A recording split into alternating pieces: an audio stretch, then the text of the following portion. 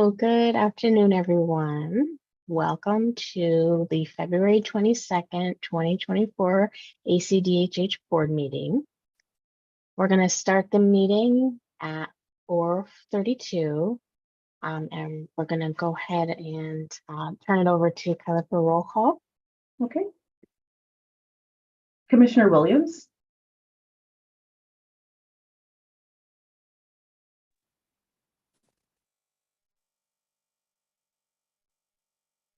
Commissioner O'Rourke. Here. Williams. Okay. Commissioner Cohen.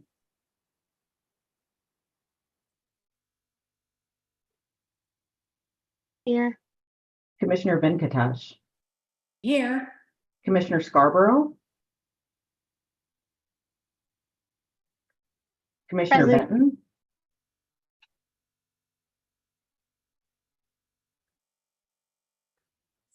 Here. Commissioner Madsen.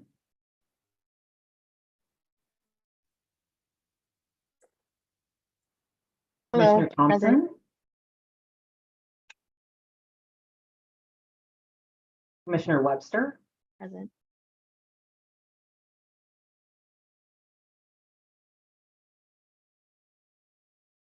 Here. Commissioner Brimhall. Here. And Commissioner Cinco. Here. Great. ACDHH staff present. Sherry Collins. Here. Sue Kay. Here. Carmen Greensmith. Victoria Vaughn. Nikki Suka. Hello, I'm here. Ricky Gonsowski.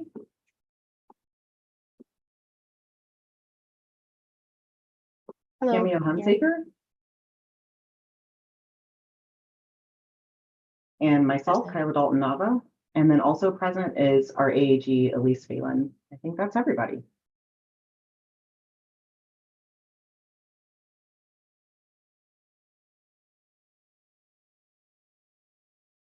All right, thank you, Kyla, for doing the roll call for us.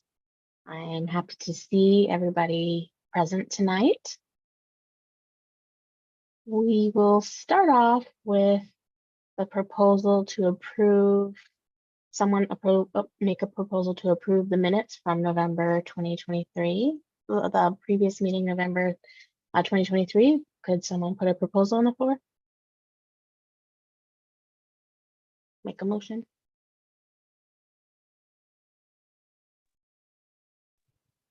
This is Commissioner Brimhall. I propose an amendment to approve the minutes.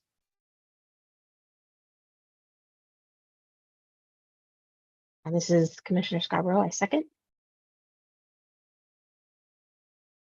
All right. Thank you, everyone. And the chair report, there are a few points to share. I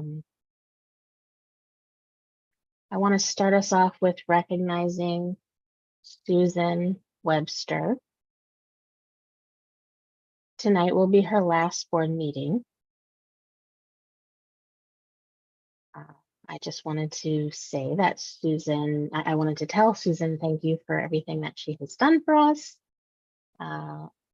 for your friendship as well. We will really miss seeing you here.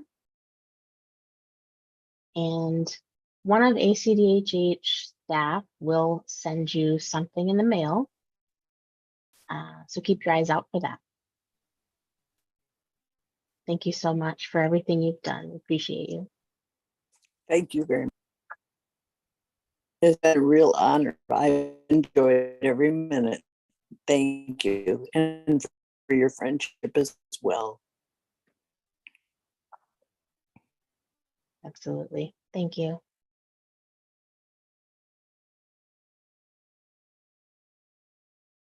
Okay. The next thing is due to technical challenges that we've been experiencing, we're we are about 5-10 minutes behind in the schedule, so I'd like to request that the board be mindful of time. And we have one board member who needs to step away at 7:30. So we're gonna go work our way through the agenda and be mindful of that. All right. Okay. So that's my chair report in short and sweet form. I'm going to turn it over now to Sherry Collins to share her executive director update. Sherry, the floor is yours. Thank you. Good evening, Commissioners. I'm going to be signing and talking at the same time tonight. Hopefully you can see and hear me okay signing. First of all, I want to again recognize and thank Commissioner Susan Webster for her service on the board. This is her second term, and we really appreciate her commitment and her support that she had given to the agency and representing the hard of hearing community. So thank you again for your service, and I'm glad you're able to show up tonight. Before I get into my report, hope you all have received my letter of announcement of retirement. Plan to retire in January 2025.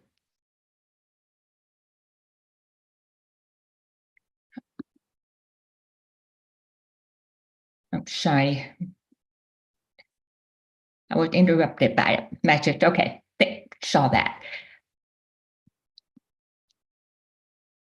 Hold on. Technology. Sorry. Thank you, Remy. So, can you hear me okay? Okay. Oh, that's fine for the viewer. Yes. Thank you. Go ahead and do ASL. Thank you. So, as I said, now my retirement, it's time for me to move on after 27 years of service.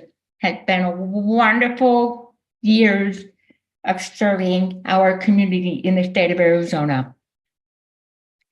Wanted to let you know, share the news with you in advance because the board meet only 4 times a year.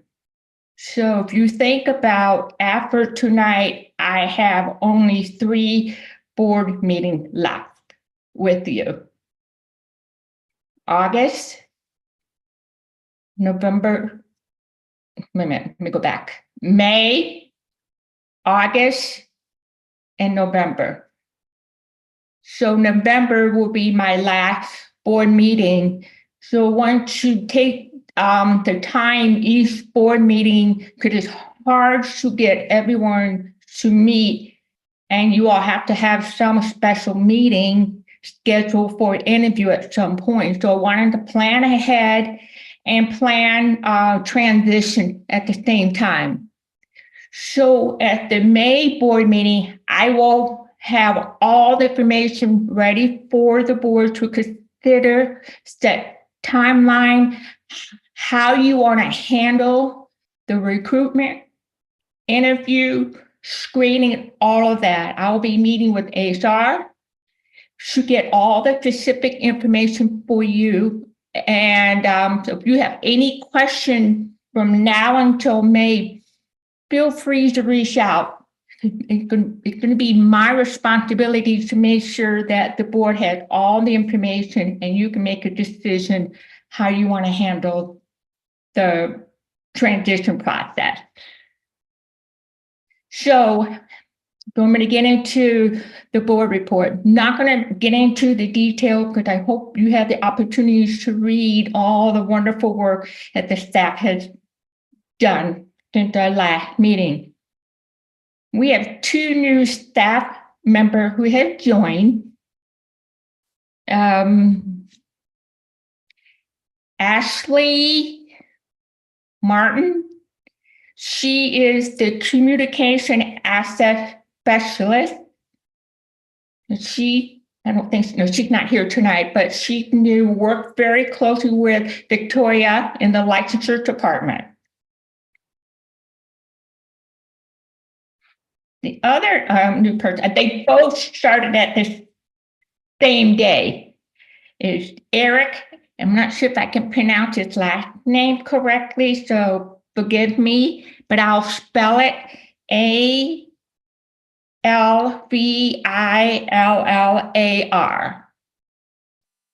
We're thrilled to have both of them on the team. We have one more position to fill, then we have a full house. We're in the middle of interviewing for the position called Community Service Program Manager. So hopefully we'll have that position filled in the next month or so.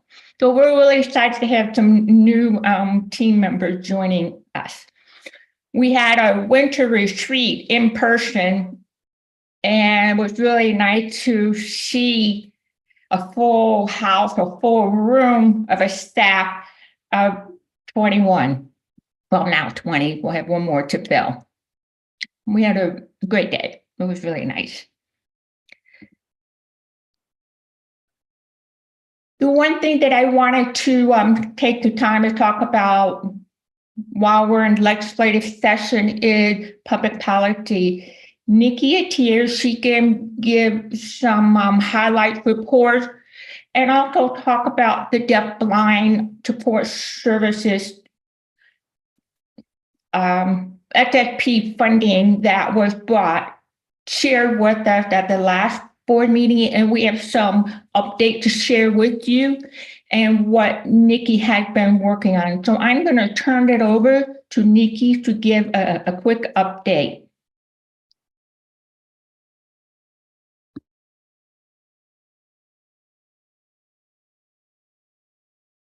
Hello, everyone. Thank you, Sherry. I will keep this brief. I know that we have, less time today, but overall, we are looking forward to many bills. We have a lot of bills, and we have a lot of them have a high effect on our deaf, hard of hearing, and deaf-blind community. There are various ones, and there are some related to hearing aids for children, HB 212, having insurance for coverage related to that.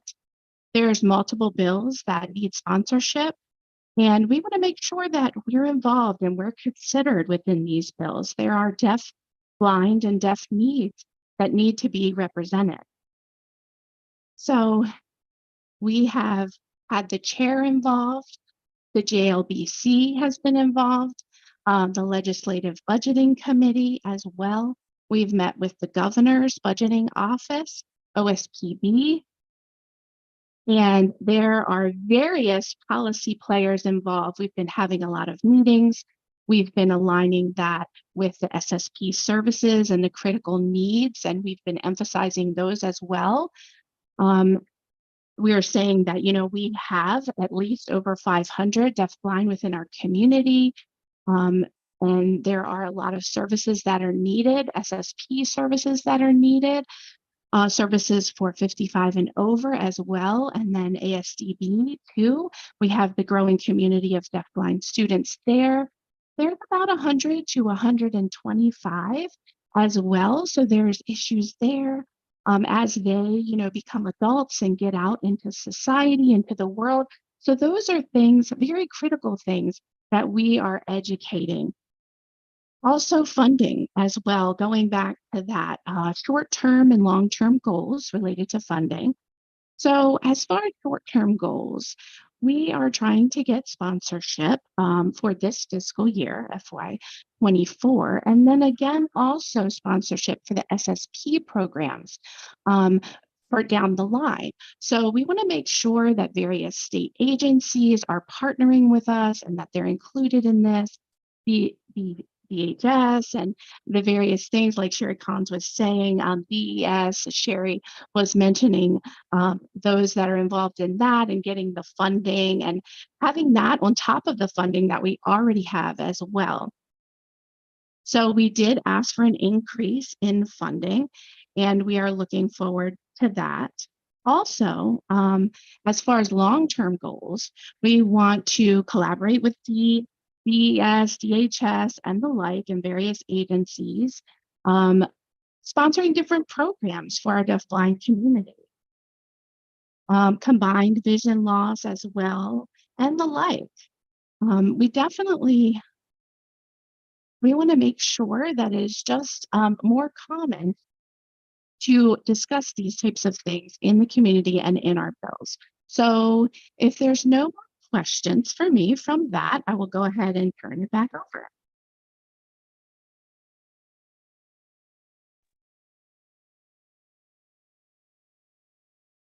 Want to clarify for interpretation purpose. Nikki mentioned supplemental funding, additional funding, just so you know, that's what we were talking about for short term. And so she's been really busy at the Capitol, and I know she's enjoying it too. So she's doing a fabulous job, you know, connecting the key players at the Capitals, and you can see all the detail in the fact sheet that she put together in your board packet. So rely on that. It's very intensive with a lot more information for your own review or reference. Carmen will elaborate about the service and the contract when it comes on the agenda. So thank you, Nikki. Thank you. That is the wrap of my report for the evening. Madam Chair.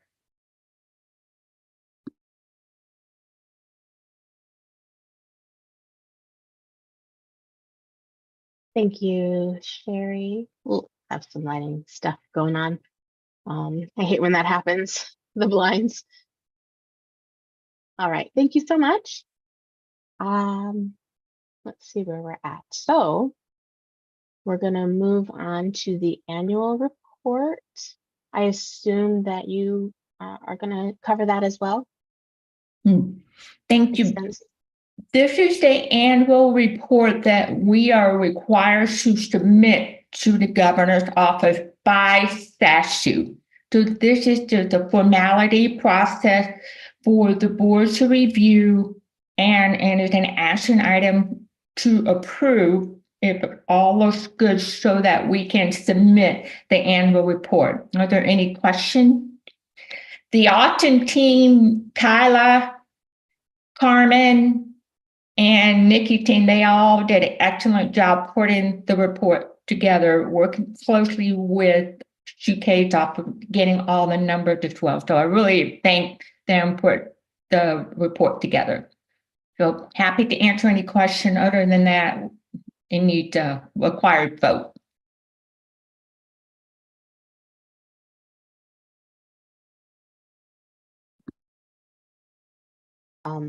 Any questions?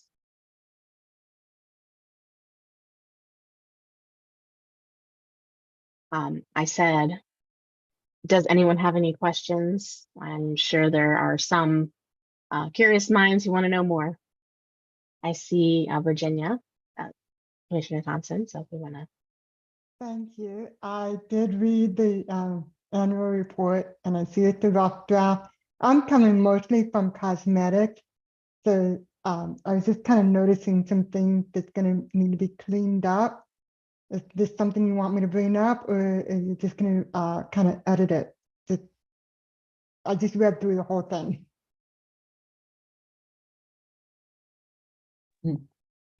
If you could, thank you for that eagle eye, and we really need that feedback. If you could email the cleanup, we could, you know, take care of that before we submit it if there's no significant changes to the report itself.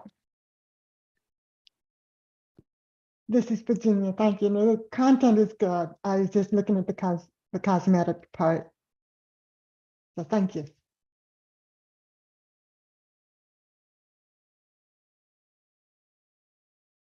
Thank you, Virginia. Any other questions? If we don't have any more questions, we can move forward.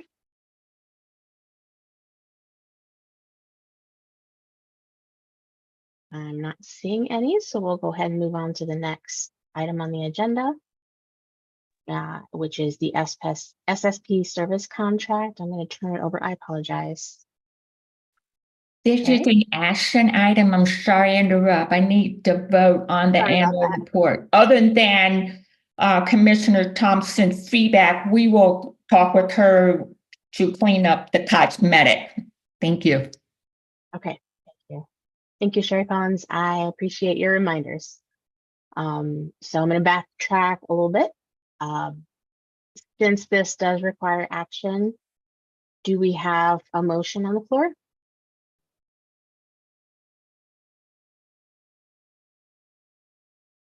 This is Virginia. I motion for approval.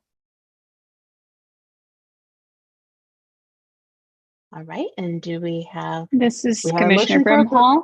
I second it. Commissioner Cohen second? No, okay. All right, all in favor?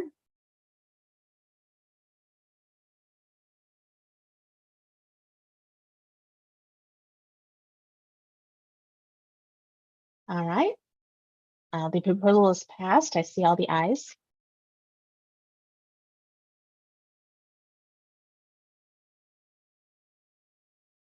All right. The next item on the agenda is SSP service contract. So will Carmen Green will talk to us about that, I believe. I'm going to turn off my camera. Good evening. I apologize for my lighting. I see that it's kind of rough, but I'm here. The SSP contract will be renewed in October of 2024. In the meantime, we have looked at ways that we can begin to gather feedback from the public regarding the services, what things are working, what things are not working. We will have 2 forums that will happen in the month of March. On March the 26th, we will have a forum in Tucson. And on April 2nd, we will have a forum in Phoenix. And you'll be seeing this information come out soon. And so we will be engaging the community to get their feedback about their experience with the SSP contract. Of course, at the last board meeting, the big issue was related to funding. And you've already heard Nikki talk about the work that's being done with the legislature to request additional funding. In the meantime, myself and Sue Kay will be working with our contractor, Catholic Community Services, to look at budgeting on a monthly basis to get us through to the end of June 30th, to the end of this fiscal year. One of the primary things that will happen is the individuals who receive SSP services and also have case managers with CCS. Those case managers will be working to see if there are other resources that can be used for those consumers that get funding or get funding and benefit from other programs. Also, we will look at the case managers and the SSP coordinator will be working directly with individuals, deaf-blind individuals and individuals with combined vision and hearing loss, how to best use their hours. At this time, we've begun to look at about 15 hours a month as opposed to 20, but that may vary here and there depending on the different needs of consumers. And we will stay in very close contact with CCS staff to make sure that individuals are receiving the services that they need and have an active role in selecting what they want to use their somewhat limited hours for through the end of June. So again, we'll be working very closely with the contractor, and meanwhile, also looking for other opportunities that can help us get through these next several months so that we have enough money to last through the end of the fiscal year. And I think that's all. Suke, have I missed anything? I don't believe so, Carmen. I think you covered everything, Okay, great. but I'm Thank open you. to questions. Mhm. Any questions?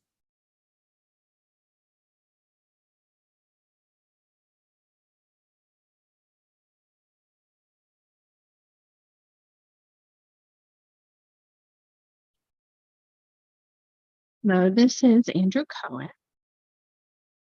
And so regarding what was just spoken of, reducing to 15 hours, and then also looking for more resources.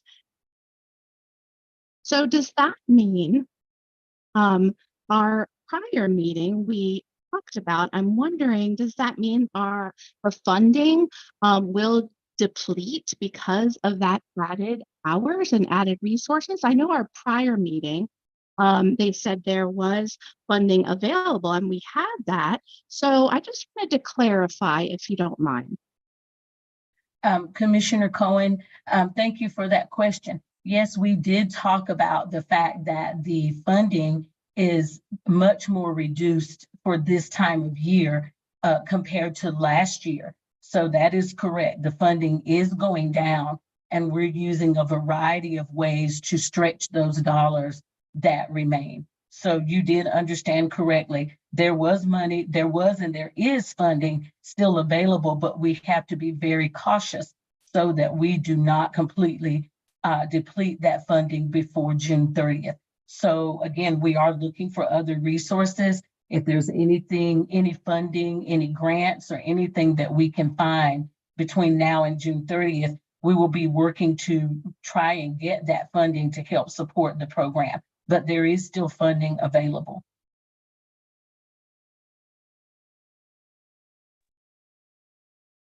Thank you, Carmen. I wanted to add to that response, Commissioner Cohen.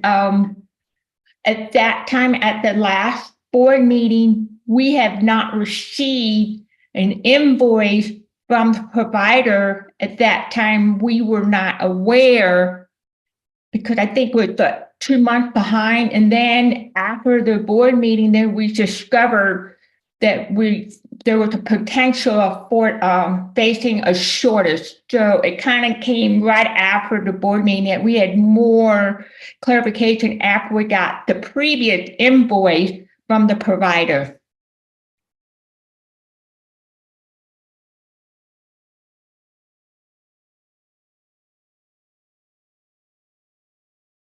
Understood. I do have one follow-up question. Sorry, this is Andrew again. Did we find out why the funds were reduced compared to prior years and why they reduced so quickly? Was it due to service? Was there more customers involved? Or what was the reasoning for those amounts going down quite quicker? Maybe it was related to contracts or contracts expiring. I would like to hear more about that. Commissioner Cohen, the reason there was a reduction compared to this time last year is exactly that. There are new individuals that have moved into Arizona that are receiving services. And in some situations, there was an increase in usage of the services based on some individuals' different situations. So in some situations, they were requesting more than the 20 hours. Because of individual needs. They could have been legal, medical, there was a wide variety of reasons that the funding is less. More people, more users, less money.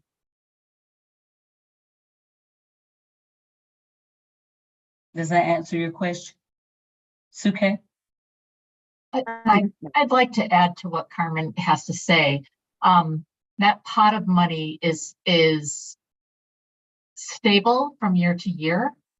And because of the increase in consumers and the increase of number of hours consumers are using, that money seems to be going faster, and which is why both Nikki and Carmen mentioned, we are looking at other ways to supplement that money and partner with other state agencies who should be providing these services as part of their service, so that it would make this money go a farther way. Also, I would add, Suke, that we are not able to, we can only work from that contract, that one contract. We're not able to pull funding from any other area or resources within the agency. We are bound by that contract and by that specific amount. So even as we looked at billing from month to month and saw changes in the spending, there is still no other option for the procurement of SSP services except for that one contract. I see Commissioner Thompson. Thank you. This is Virginia. I was just kind of looking at moving on to the next fiscal year of when you're exploring different fundings. If I understand correctly, Access pays for ASL interpreters. I'm just wondering if you're going to be exploring that possible option for SSP to help with the funding, because I saw from the last meeting with when the community was speaking up for their needs, that there's those who just recently moved to Arizona tend to need to would like to have the SSP hours separated from the medical appointments. I just kind of curious about that approach. Thank you, Commissioner Thompson. Access is where we started many years ago to have SSP services provided to the deafblind and persons with combined vision and hearing loss. We won't stop, just as Suke was just saying, that we will be working with and inquiring with other agencies that should be doing their due diligence and really attending to their responsibilities to provide this type of support to these communities. So we will be working with Access and any other state agencies that we believe should be providing services.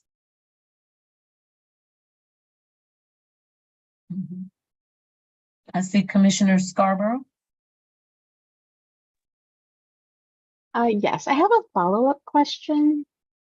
The last meeting when the community members made their comments, there were a lot of comments about their concerns regarding this specific issue. Seemingly, the commission response was things were all right.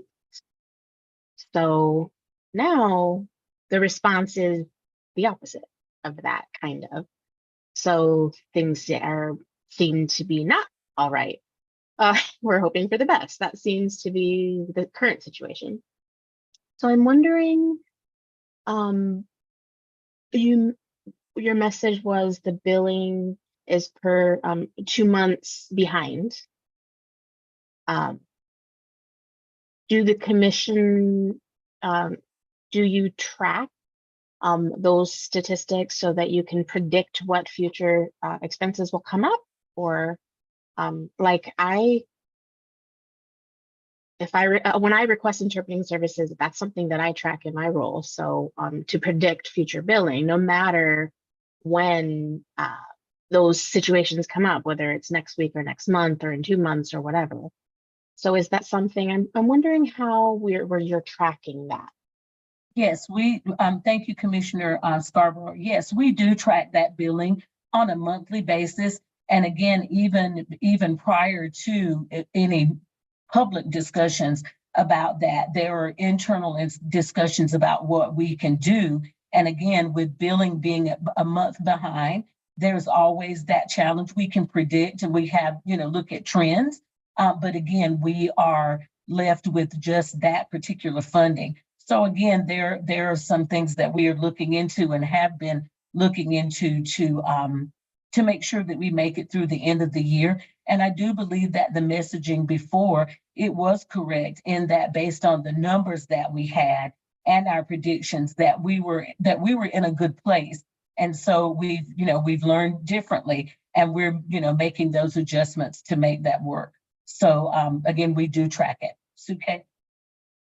And I will add, we also did some predictions and some forecasting, which is why we are taking a very cautious, proactive approach by saying, you know, what Carmen has shared today, that we may need to look at reduced service hours and prioritize things and take things on a case-by-case basis.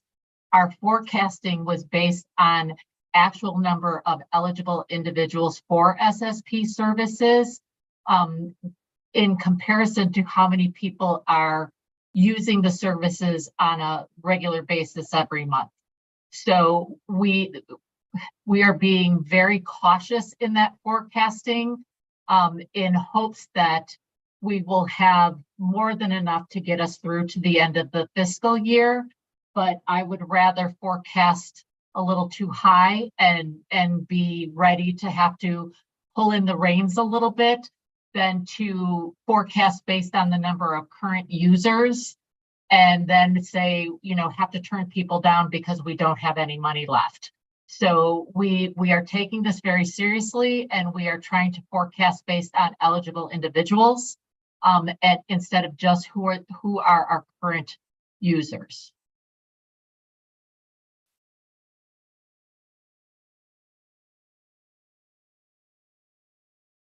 I have another question. Sorry, the light's still bothering me. Apologize. Two questions. One is, Carmen, you were explaining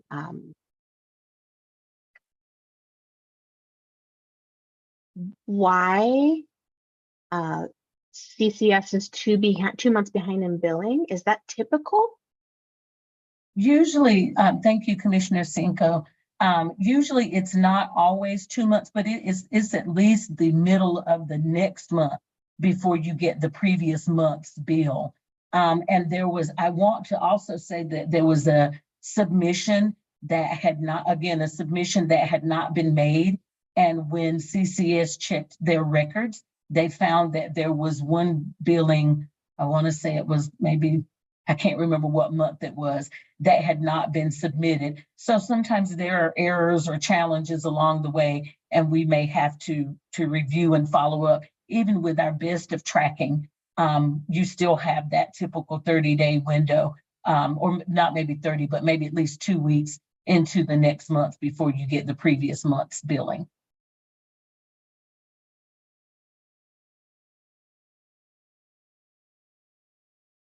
I Okay. will also add, I do believe that the contract language allows them 3 months to submit their bills, 3 months after the month of service.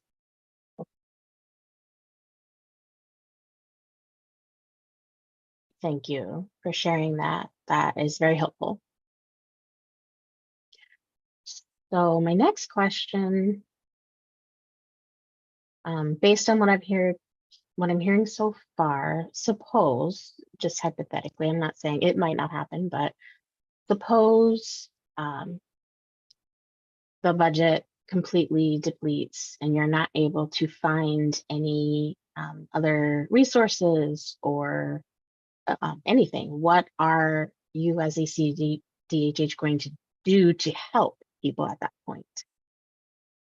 Commissioner Cienko, the most that I can tell you at this time is, and I know we want to say what if, but we have to move forward as best we can at this particular point and continue to look for that funding. Because again, we have checked with our money people and we cannot move money from any other part of our budget to provide those particular services. But rest assured, we're doing everything that we can to make sure that we don't run out of. So we're looking on the optimistic side to say that we know we have our heads to the ground trying to work this out, work through this.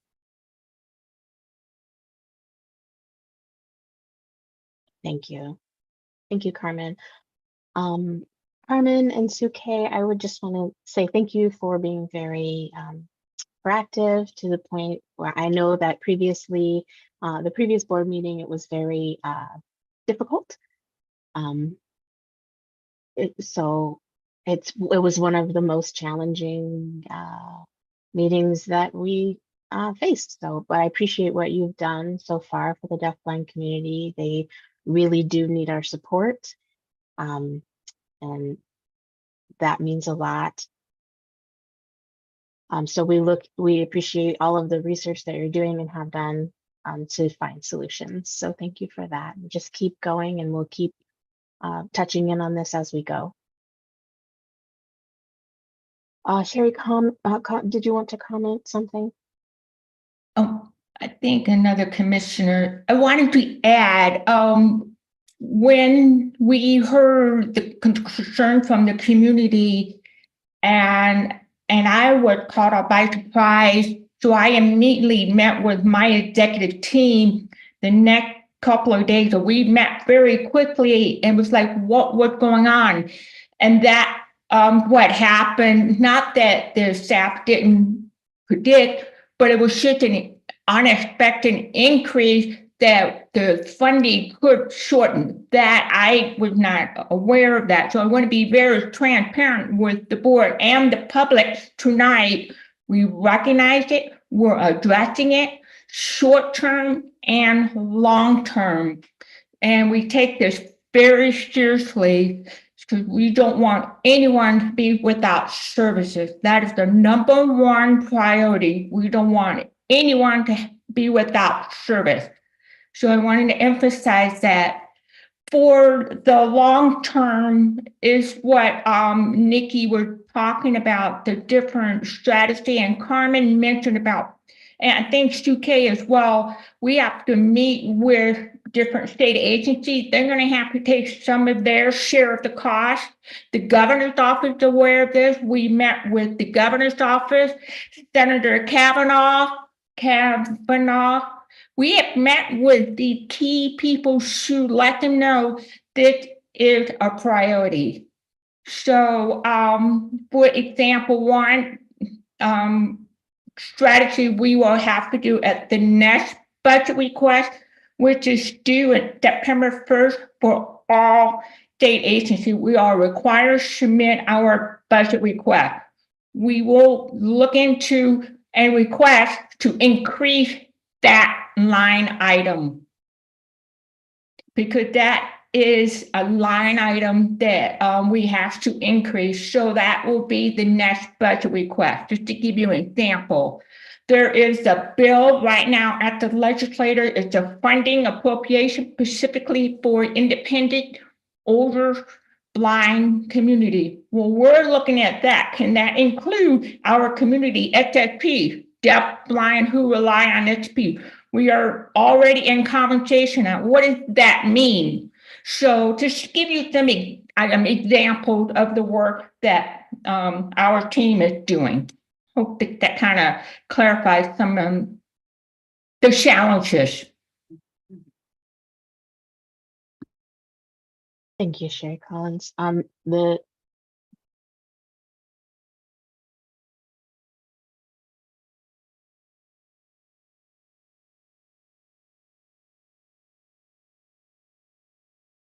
Pardon, we had a little bit of a glitch, but you want me to repeat? Yes.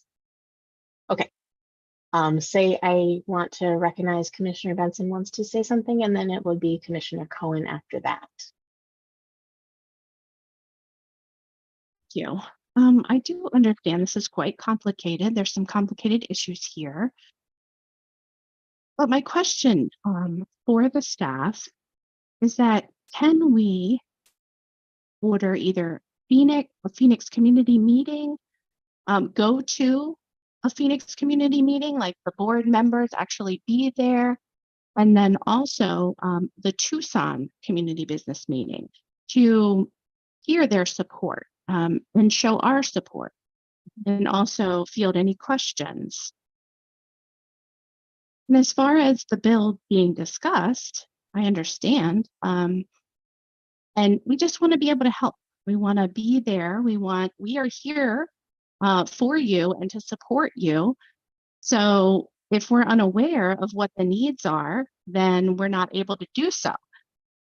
So our first question is, can we show up at those community meetings? And then the second question is, how can we help?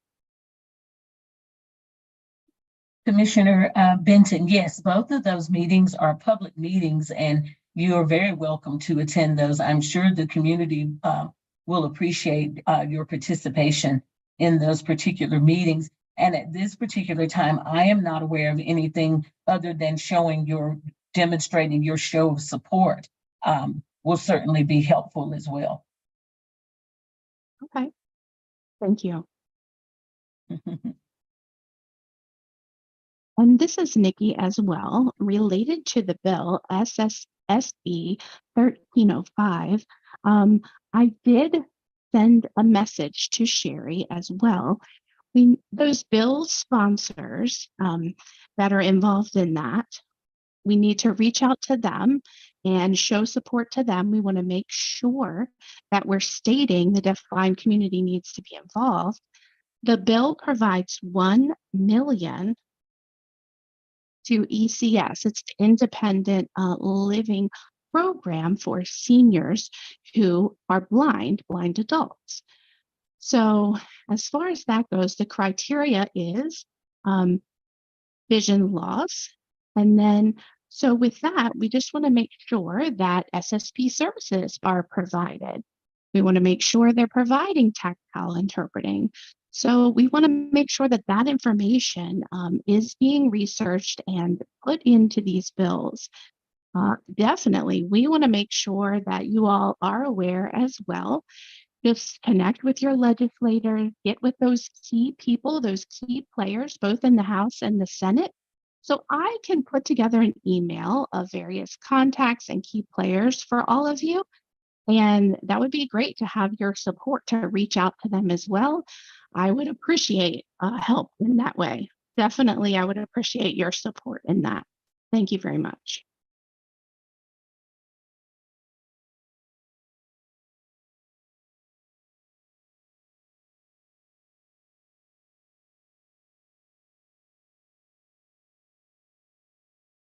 This is Commissioner Cohen. Should I go?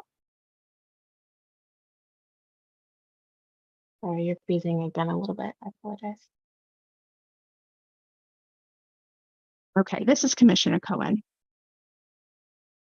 So the last question that I did just recently think of as well, again, definitely thank you, ACDHH, for taking action, stepping in, getting involved, providing support and the like. Thank you so much for doing so. But at the same time, I need some more clarification. So as far as contract being given to CCS, I know they're responsible to provide those services. And then if they realize that the money has depleted, isn't that on them and not ACDHH to have to step in and resolve the problem? So I'm just wondering, as far as the contract goes, are we holding them accountable for possible mistakes that they've made in their billing process? And what do we do about that? And are we tracking on that side of things? Thank you, Commissioner Cohen. The contract is based on the funding from ACDHH. If funding is depleted and the contractor is abiding by our guidelines, no, that is not their fault.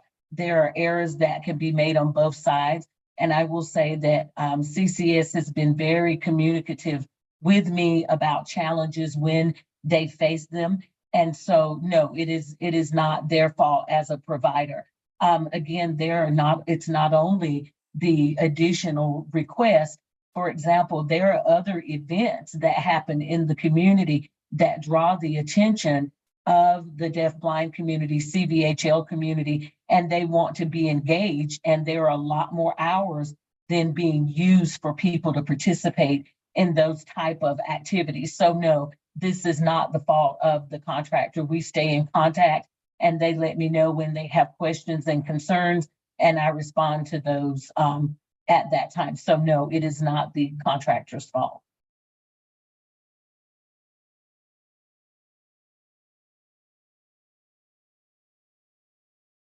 I see Commissioner Thompson, but okay. This is Commissioner Thompson, thank you all for doing such hard work, and I know you're considering every little possible thing, the additional resources. And I want to piggyback, what else can we do to be a part of the advocacy?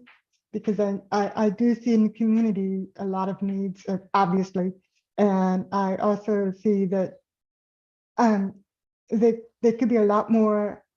I don't know if who you're reaching out to, and I know you're reaching out to everybody you can possibly think of, but it's just wondering about the statewide independent living commissions and things like that, because the history of independent living services was through Rehab Service Administration until that funding got taken away. So I'm just throwing that out there, and what can we do? Thank you. Thank you, Commissioner Thompson. Again, I think Nikki gave some ideas of things you can do to support, but also as you serve on other boards and commissions or committees to make sure that these people are aware of the needs of deafblind individuals. For example, the Governor's Council for the Blind and Visually Impaired. And of course, there's the subcommittee for the deafblind. I am not sure how these needs get moved from the subcommittee's agenda onto the governor's full council, onto their agenda. But we'll be looking into that as well to just see what else we can do to make sure that the word is spread. Because again, it's not just the responsibility of the commission, but it should be partnerships from those other agencies that provide services to all other Arizonans, and primarily, we've looked at Access, DES. So any committees that you serve on help spread the word for the needs for support for the deafblind and CBHL.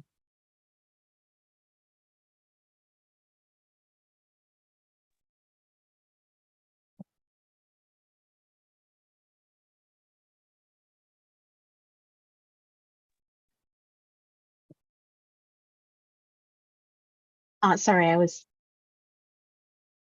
Sorry, people. Apparently the technical gods are not with me this evening.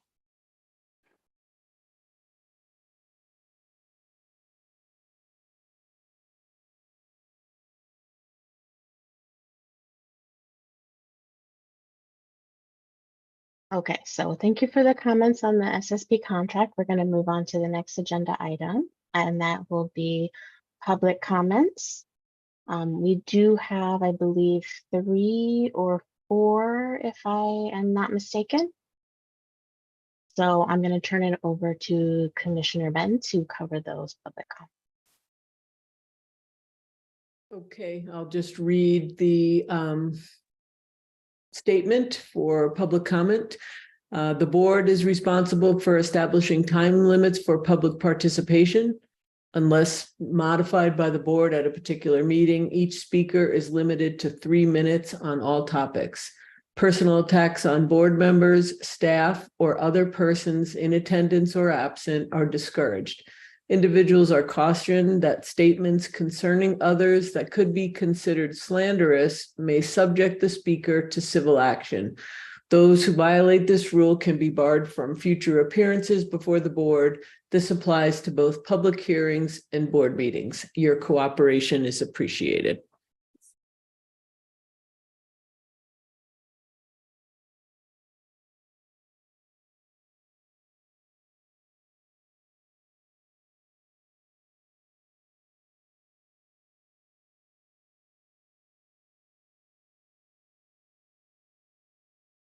Commissioner Benson, you might want to have to lead the meeting because Katie is having, oh, she's back. Okay. I'm here. Things are up and down, but we'll go ahead and did we already do the public comment that were posted online?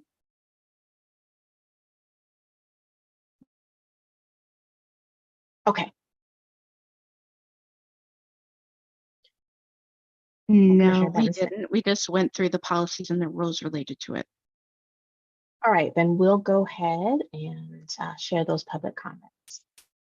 I believe there's a video for some of these comments.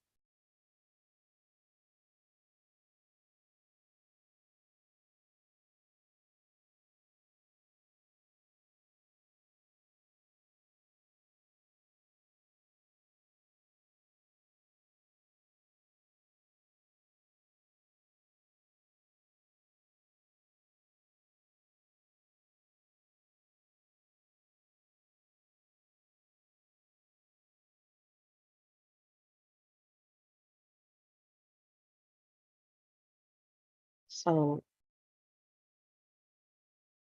can we pause actually this video?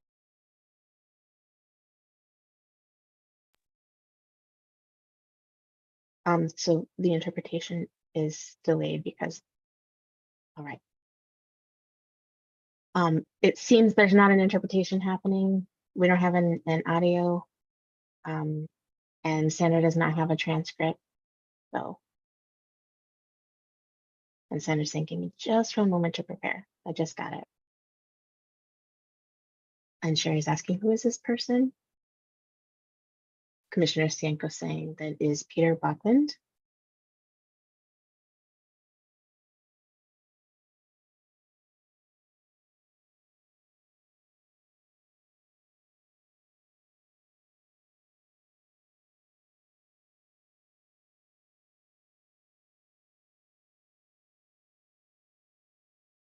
There's no transcript available.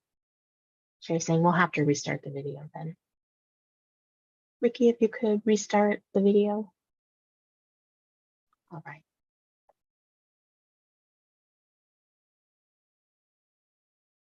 Okay, starting it now. So we're gonna wait for Sandra. Sandra, are you ready to voice the video now? Okay, excellent. All right, thank you so much, Ricky. Hello, everyone, and thank you for allowing me to send you my video and comments. This was a bad situation, and it is my fault. I am aware of the rules and the explanation that it is required that Arizona interpreters have licenses. I noticed that mine was expired, but not in time.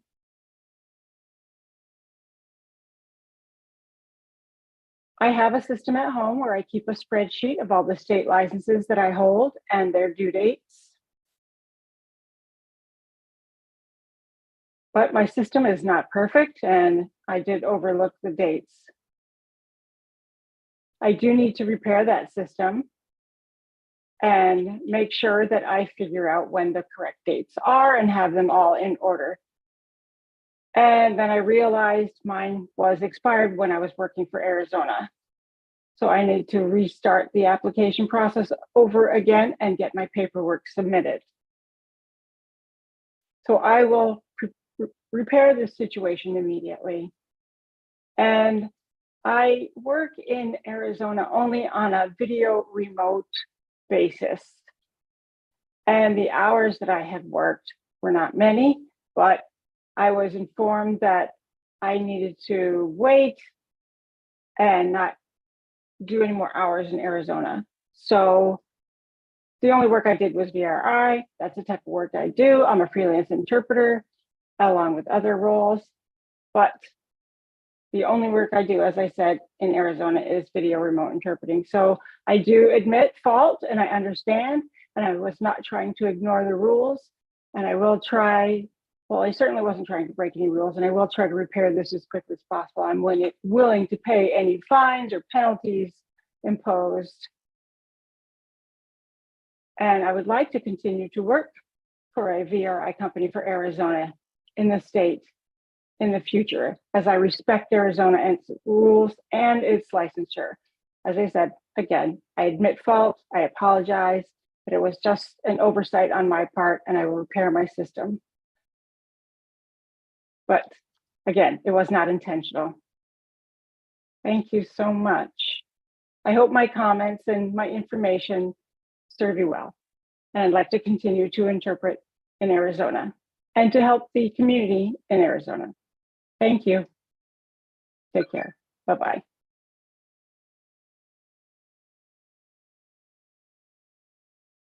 Right, thank you. Thank you, Ricky, for playing that video. Commissioner Benton, would you mind helping us? Who's next for public comments?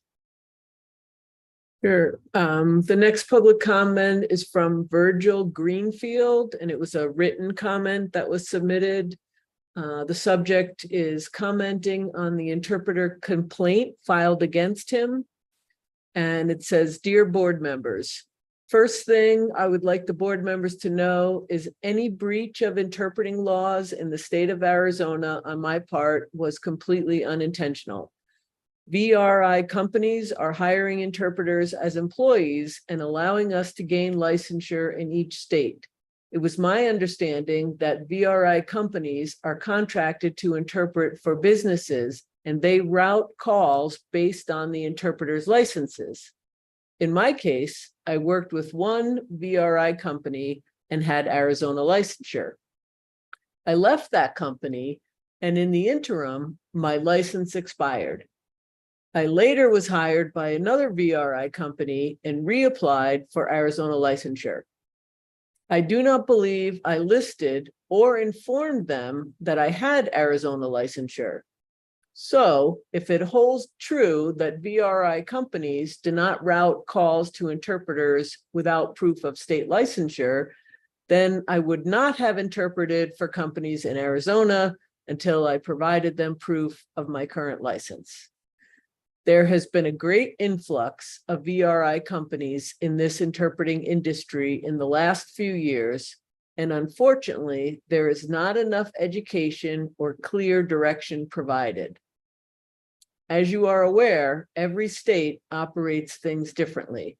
Over the years, being nationally certified under RID was the standard of acceptance. In speaking and hearing from interpreters all across the US, it is not clear why our RID certifications are not enough, especially in states that do not require additional testing of interpreters.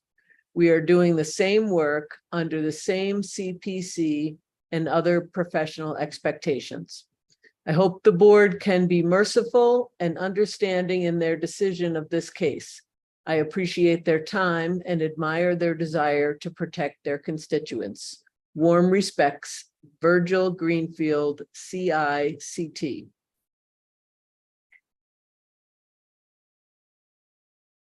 And then the third one was from Kelly Rawson, but I believe Kelly is here in person.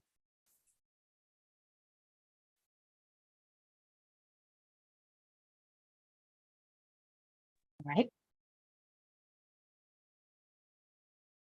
The third one, that was Virgil. Okay, Kelly Robson. All right, thank you.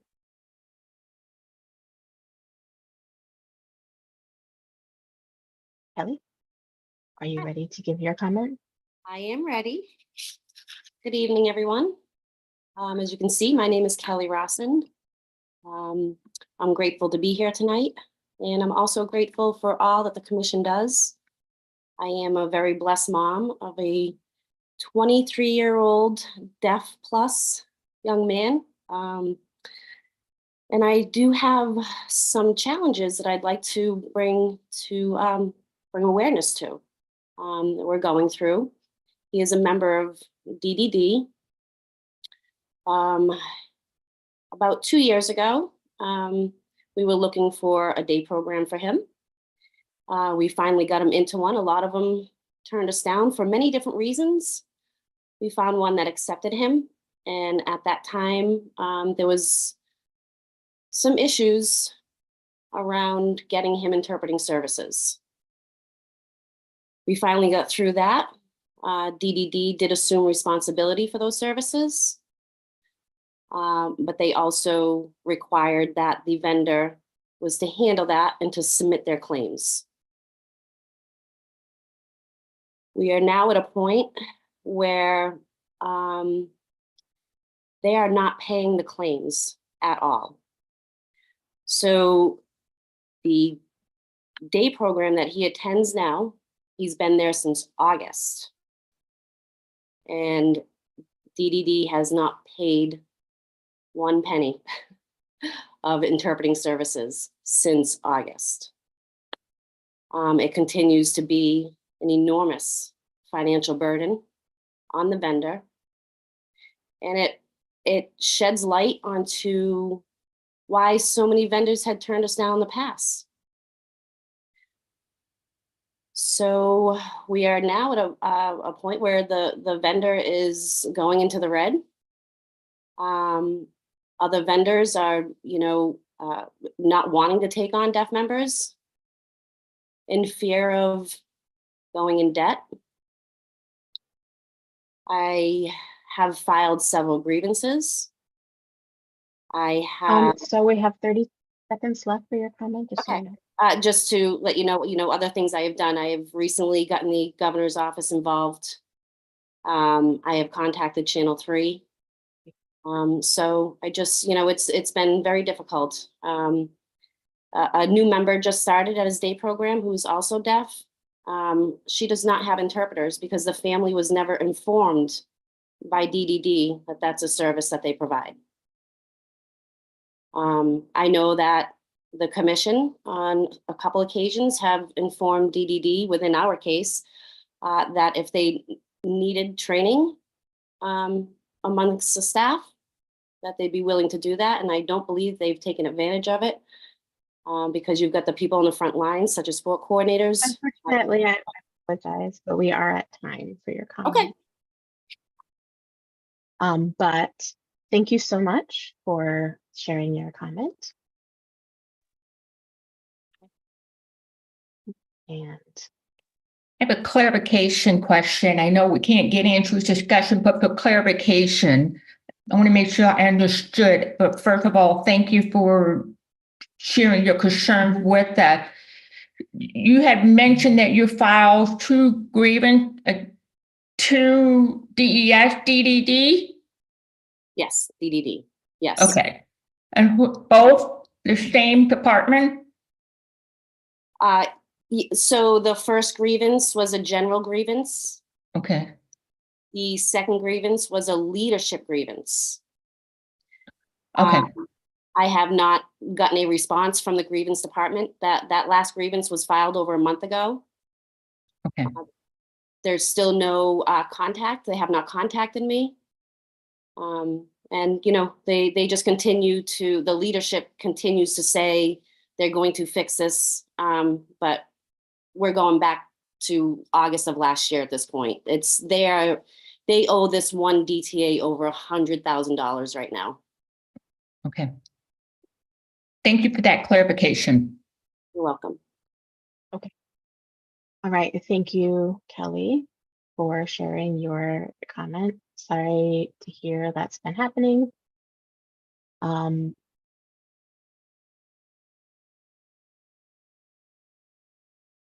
Sherry's clarification questions, maybe that'll be something that you can discuss later with her. Thank you. All right. All right, no problem. So let's see. Commissioner Benton, do we have any more public comments, or is that all of them? Oh, that was the last one. All right, thank you so much.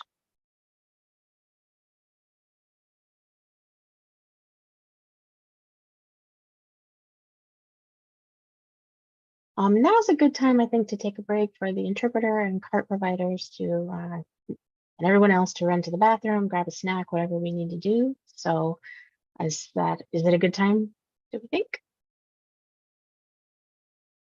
Break until what time? Until 6 o'clock, 6:01. All right, thank you. All right, thank you.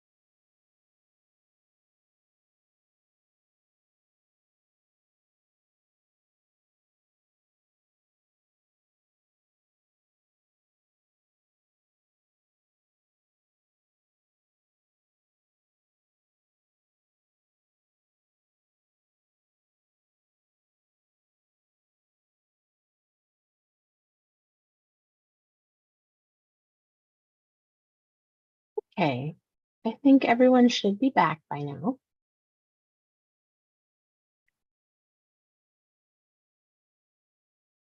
Hello. Kyla, would you mind doing a roll call again to Sure, make sure yeah. we have No everyone back with problem. us, that we have quorum? Alrighty. Commissioner Williams. Commissioner Cohen. Commissioner O'Rourke. Here.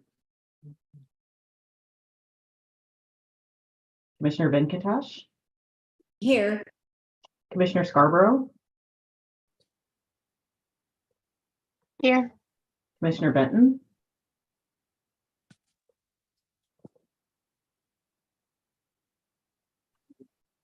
Commissioner Mattson. Present. Here. Commissioner Thompson. Here. Commissioner Webster. Here. Commissioner Brimhall, I think, is no longer with us. Commissioner Cohen, are you here? Okay. And then I'm here. I think the last one we didn't hear from was Commissioner Benton.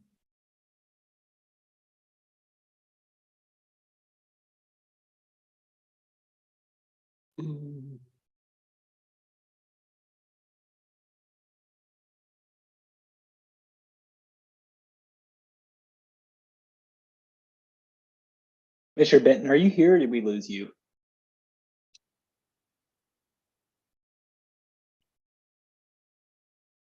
Sorry about that. I'm here. Commissioner Ben. All right. Thank you, everyone, for coming back. And we had, I hope we had a nice little break.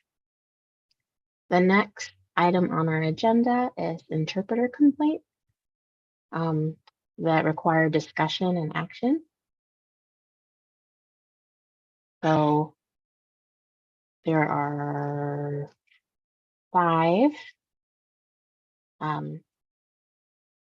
people needing discussion. Commissioner Benton, did you want to take the lead for this?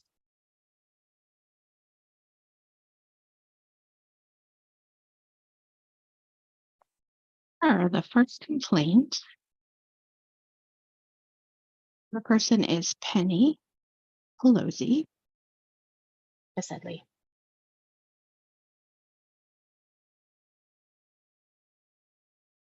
Just want to open it up for any discussion and hear from other commissioners on this. After reading all of the information Victoria did collect, I already have my recommendation regarding this, but I think I'll wait on that, and I'd like to hear from the other commissioners and their opinions. So I'd like to open the floor to any thoughts or comments from the board. Thank you. Does anyone else have any items that you want to discuss?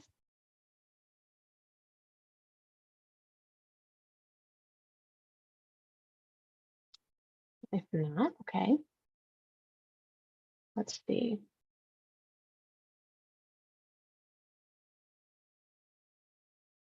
Let me look at my notes. All right, so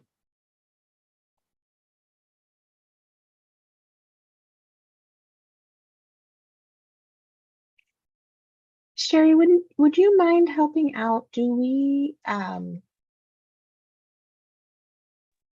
ask Victoria to talk about the complaint first? Yeah, could give a brief summary. This is Commissioner. All right, thank you. Victoria, would you mind giving that summary? Thank you. Sure. Hello, everyone. Good evening. Just for clarification, so I can do the report on the appropriate complaint. This is the one for Penny Pelosi, but there's 2. You may just start with the first one that I have. I don't know which one, Commissioner Benton, you were. Prefer to discuss both. I guess it's kind of part of the same grouping. So the recommendation, as far as consequences, would be based on both of those complaints. So I'd appreciate discussing both of them.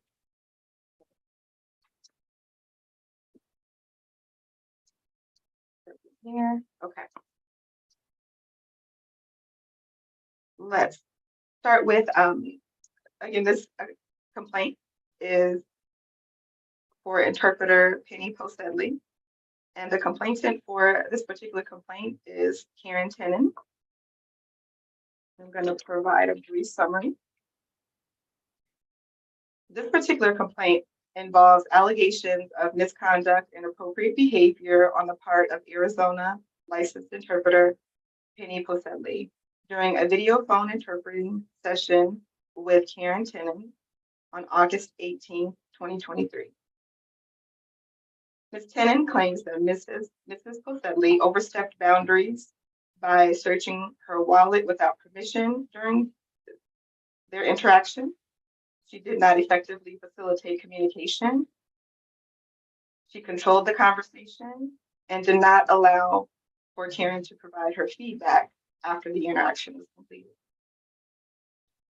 During the investigation, Mrs. Posedley provided inaccurate information, including falsely claiming that the consumer was not, in fact, deafblind, and that the interaction occurred at a doctor's office. This raised concerns about Mrs. Posedley's recollection of the incident. After several attempts of the investigator trying to get the correct information about this specific interaction, Mrs. Posedley admitted she did not recall the interaction with this particular consumer.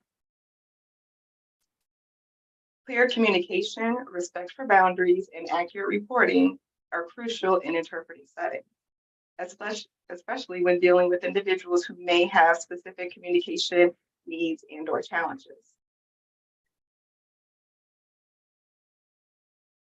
It appears that there is a pattern of similar complaints against Mrs. Posedley. Similar allegations of taking over the interpreting assignment, not accurately interpreting everything that is happening during the interaction, and not allowing the deaf or deafblind consumer to own the interaction. For this particular complaint, the investigator suggests either doubling the civil penalty fees that were assessed by Mrs. Posedley in a previous complaint. She received a civil penalty fine of $100. So one of the options for this particular complaint is to increase this civil penalty to $200. Or we also have the option, and I apologize, interpreter, are you able to hear me okay? So the range of options that we have, again, are to double the civil penalty that she received previously for a complaint in 2018. And the details of that complaint are in the commissioner portal online. We also have the option to suspend Mrs. Posedley's Arizona interpreter license for a period of 2 weeks, or any period that you decide. Now, these recommendations are based on the seriousness of the allegations and also the repeated nature of the complaint. And also, we want to, doubling the civil penalty aims to impose a more significant financial consequence than she received last time, while a temporary suspension of her license serves as a more direct and impactful measure. Although the decision ultimately rests with the board, it's crucial to ensure the interpreter services maintain a high standard of professionalism and adherence to ethical guidelines to serve individuals effectively. And so again, this was a summary that I provided. In the commissioner portal are the details of the interviews, of the questions asked, and of the responses received. There's also a video in there of the complainant giving specific description of her account of what happened. Does anybody have any questions for me?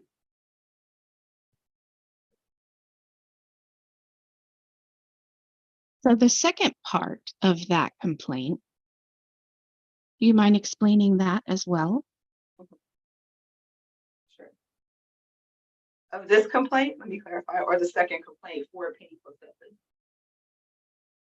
The second. Yeah, the second complaint Gotcha. for the same person. So the second complaint is again for Mrs. Penny Posebly.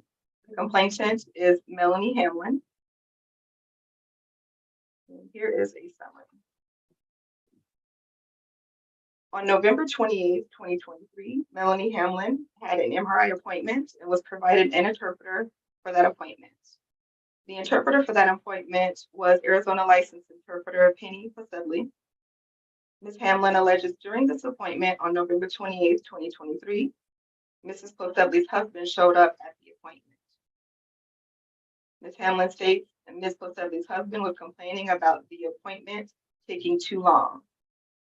It's important to note here that bringing a family member or anyone to a paid interpreting assignment violates the code of professional conduct outlined by the Registry of Interpreters of the Deaf. During the second interview, the investigator asked questions to better ascertain if, in fact, the husband of Penny Posebly was at the interpreting assignment. Ms. Hamlin's description of the person she believed to be Mr. Posebly did not match the description of Mr. Posebly. Although the identification of Mrs. Posebly's husband was not substantiated, Ms. Hamlin also made complaints of Ms. Posebly overstepping boundaries as a professional sign language interpreter. She alleges there were times when Ms. Posebly was talking and not signing. Again, these allegations are similar to the previous complaint of 2018 and the complaint, the first complaint on tonight's agenda. There's also an amendment to the summary of complaints. So there was some discrepancy about whether or not the person that Ms. Hamlin saw in the doctor's office was Mr. Posebly. So on February 15th, Mrs. Posebly sent an amendment to her initial replies to the question of if her husband was at the doctor's appointment for that interpreting assignment. So in the initial interview, Mrs. Posebly said, absolutely not. My husband was not there. That is inaccurate. I would never do such a thing. It's a paraphrase of what she responded. In the amendment that I received on February 15th, it states, and this is from Mrs. Posebly, my husband reminded me he had just spent a week in the hospital in Show Low, then 2 weeks in a skilled nursing facility in Phoenix. He applied for a paratransit. The permission did not come before an important doctor's appointment. I needed to drive him. My choice was not to cancel the interpreting job. Instead, he rode with me to my appointment in a building with many doctors' offices. I let him sit just inside the building front door. Then I went to the assignment in the specific doctor's office and waited in his waiting room. The client sent me home after the first appointment. So with that amendment to the statement from Mrs. Posebly, the investigator finds that her husband was there. Ms. Hamlin's accusations appear to be true. As far as recommendations for this particular complaint, again, with the guidelines that we've set up, and that's a document that's in the commissioner's portal as well, where we talk about guidelines, we look at patterns, we look at the longevity of how long the interpreter has been interpreting, was it unprofessional conduct, and how severe it was. So we have a range of options. And of course, we'll leave it up to the board to decide what to do. But again, the option of a monetary civil penalty of $200 or more, a suspension of 2 weeks, and or professional development training workshops, a requirement for her to go and take those. Again, these are all options, and based on the guide that we have, we'll probably want to lean more towards the severe since this is a repeat. And there's a common theme with all of these complaints from 2018 and then the two tonight. please let me know if you have any questions.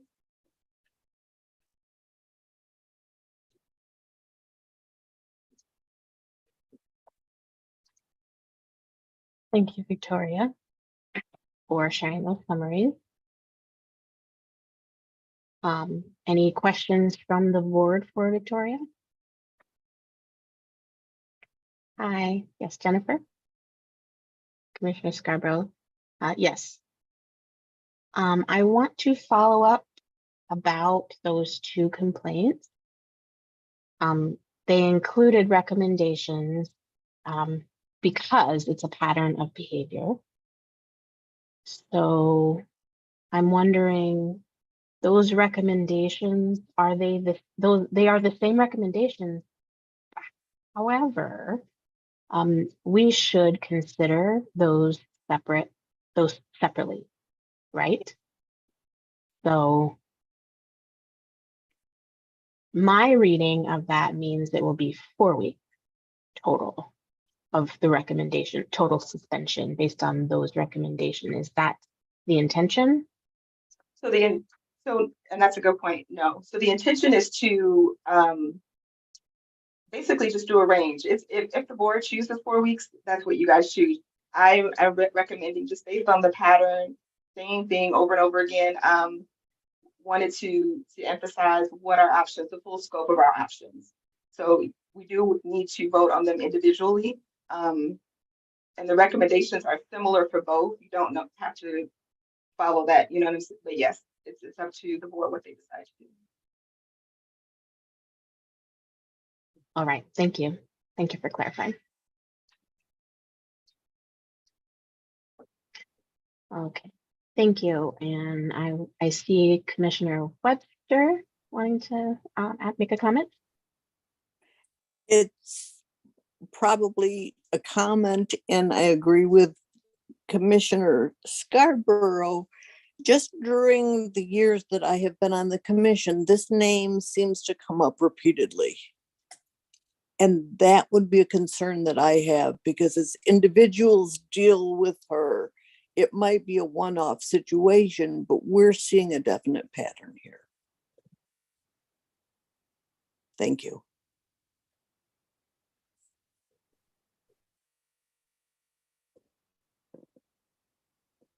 Thank you, Commissioner Webster.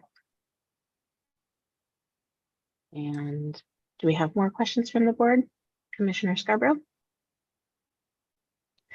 Yes, I wanted to add something that came to mind in relation to previous penalties that have been, and I want to, the professional development was enforced on that individual. PD specifically on the topic of ethics. And my concern, I'm very concerned that they did that. The targeted ethical training was done, and this pattern continues despite that. Not allowing deaf people to have their independence, oppression, not allowing deaf people to engage in their own environments and situations, taking information away from them is very concerning. Thank you, Commissioner Scarborough. Commissioner Benson? Yes, I would like to make a motion that we implement a 2-week suspension on the license for each complaint to include 4 weeks in total. Okay, we have a motion on the floor. Do we have a second?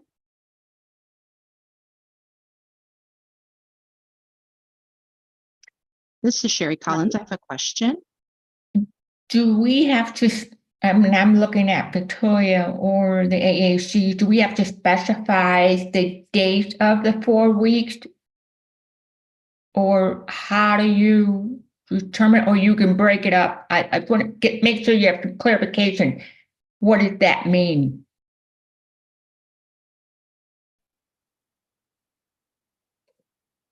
I rely on Elise for that.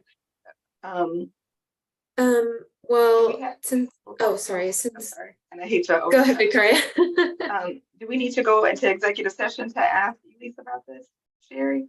Because I don't have the answer for that. I just want to make sure. Or commissioners. From my understanding of the Commissioner open meetings. Benton, why can't we have an open discussion regarding this? I can jump in. Somebody else may have additional information. I'm Assistant Attorney General Elise Phelan. I'm here to provide legal representation for the commission through the AGO. But my understanding of the open meetings is that because I'm your lawyer and any conversations between us of legal advice would be privileged attorney-client, any actual legal advice, which is consists of a pretty wide range of conversations, would need to take place in the executive session so that it can be privileged conversation.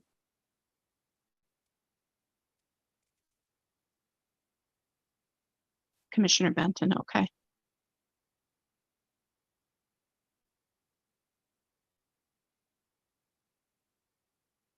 Okay. This is Commissioner Cinco. Okay.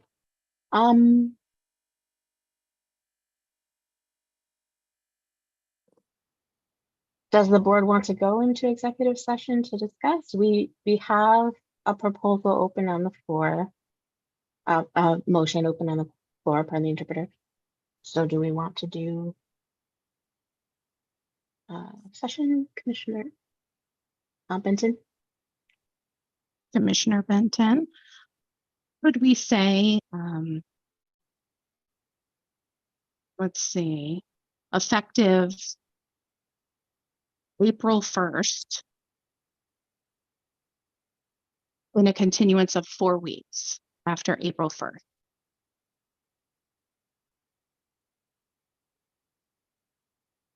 I would have to look at the calendar. Okay. Commissioner Webster, do we have a second I'll to second. that? Or?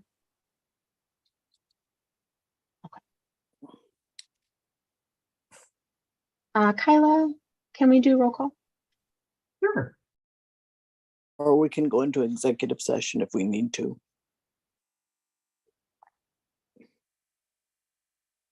Are we good to vote?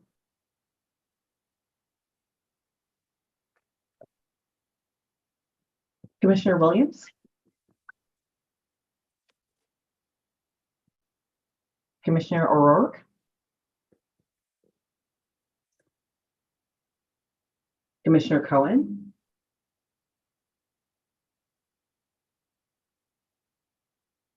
Commissioner Venkatesh? Commissioner Scarborough? Okay. Commissioner Mattson?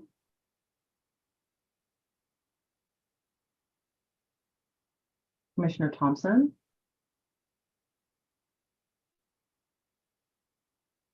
Commissioner Cinco? And then Commissioner Benton. Is that everybody? And Commissioner Webster, sorry about that. Okay. All right.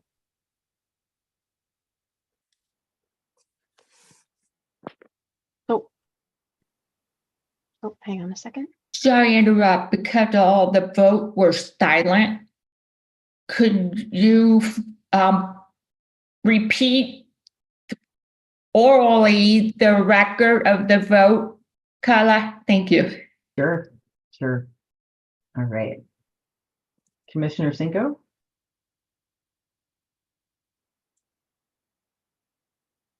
Aye. Four. Okay. Commissioner Williams? Aye. Great. Commissioner Cohen?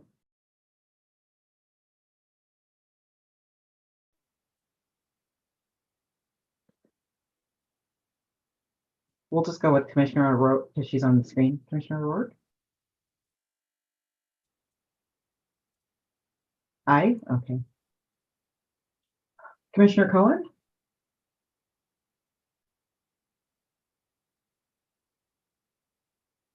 Aye. Okay. Commissioner Thompson? Aye. Commissioner Venkatesh? Aye. Commissioner Scarborough? Aye. Commissioner Benton? Aye. Aye. Commissioner Madsen? Aye. Commissioner Webster? Aye. And is that it, or is Commissioner Benton? I don't think I okay. think, Finished. Okay, perfect. Yeah, I think you We're good. counted me, all right, yes. that was everybody. All right, thank you very much. And we'll move on to the next person. Christine Morgan. Victoria, if you wouldn't mind giving us the summary. Sure. So there are, excuse me, 2 complaints for Christine Morgan. One moment here. Okay. So the first one I have is for Christine Morgan again. The complainant is Petula Oster, another Arizona licensed interpreter. And a summary of this complaint is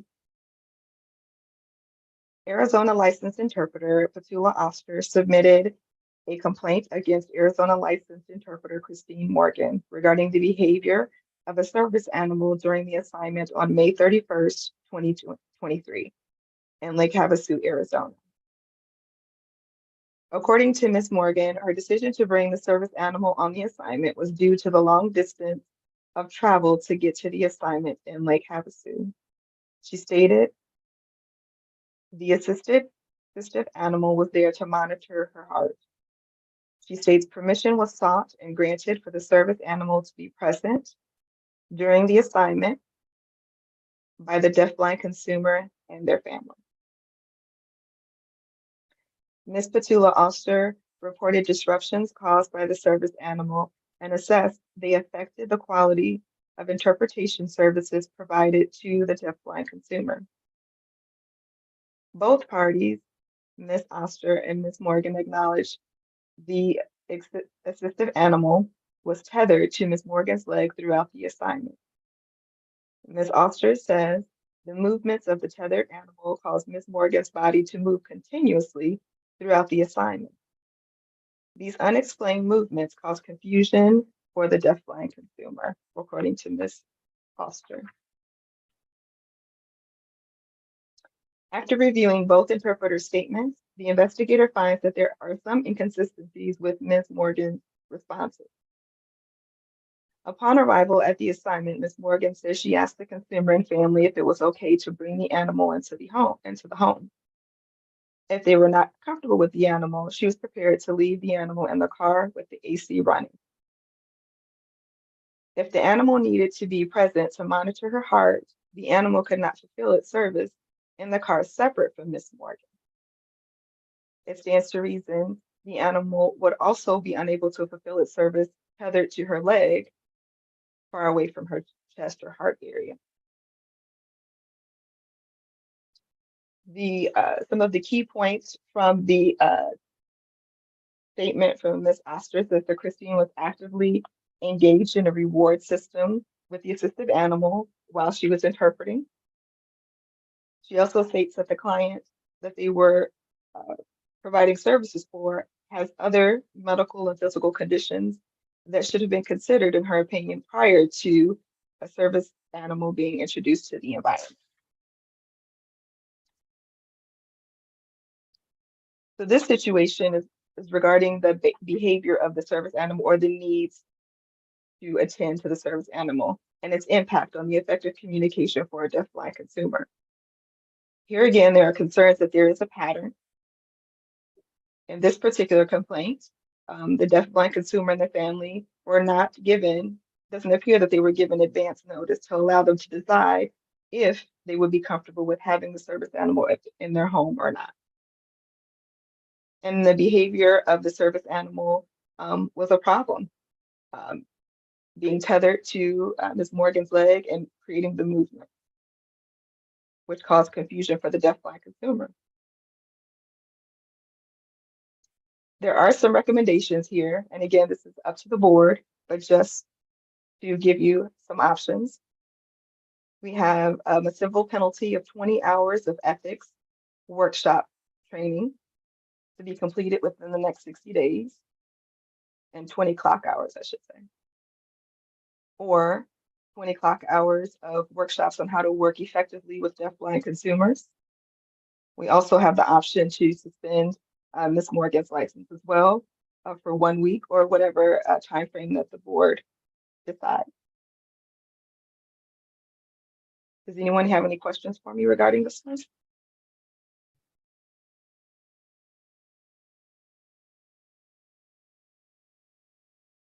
This is Virginia. I read through the complaint, and I'm wondering if we need to first address with our Attorney General regarding the definition of a service animal according to ADA in a private residence. I'm just asking if we could do that. What does everybody else think?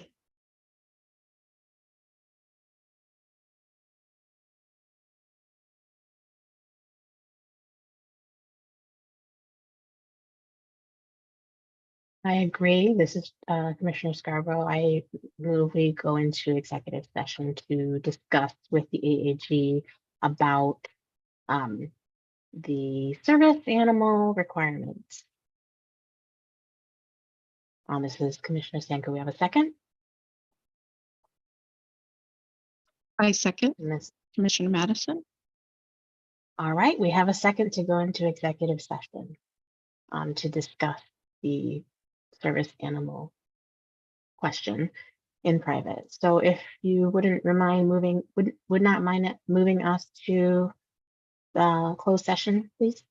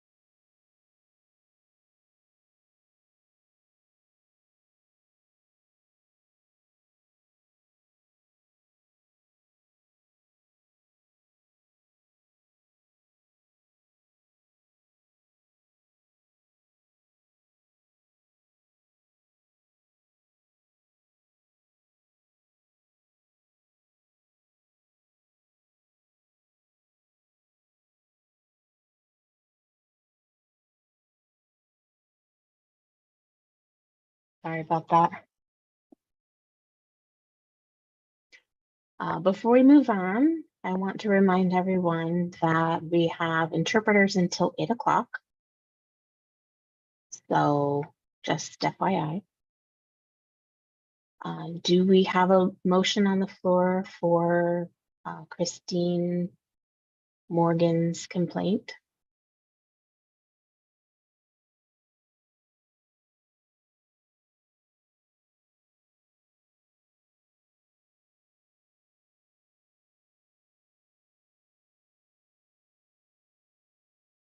Commissioner Williams?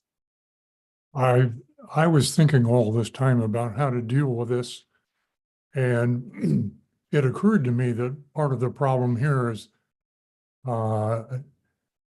just a matter of personal judgment, where it's important for the interpreter to show up, be fully prepared to help the consumer, not to be training a dog or some other distraction.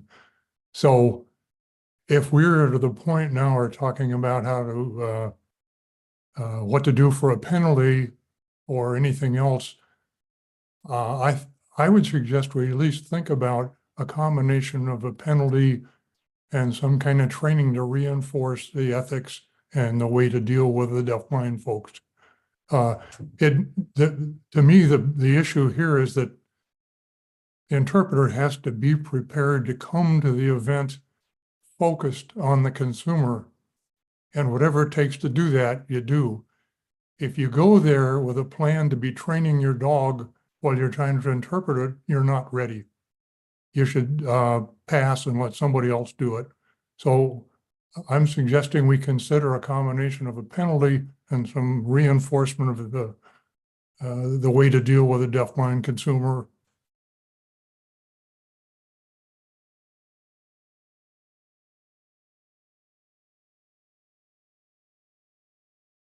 Thank you. I appreciate you sharing your thoughts on that. So am I asking for a motion, or where are we at with this? Commissioner Thompson? This is Commissioner Thompson. I think I propose I like the idea of continuing education with 20 hours of ethics workshop on how to work effectively with deafblind consumers. I really think it's more of a training issue than anything else. So I proposed 20 hours of ethics workshop on how to work with deafblind.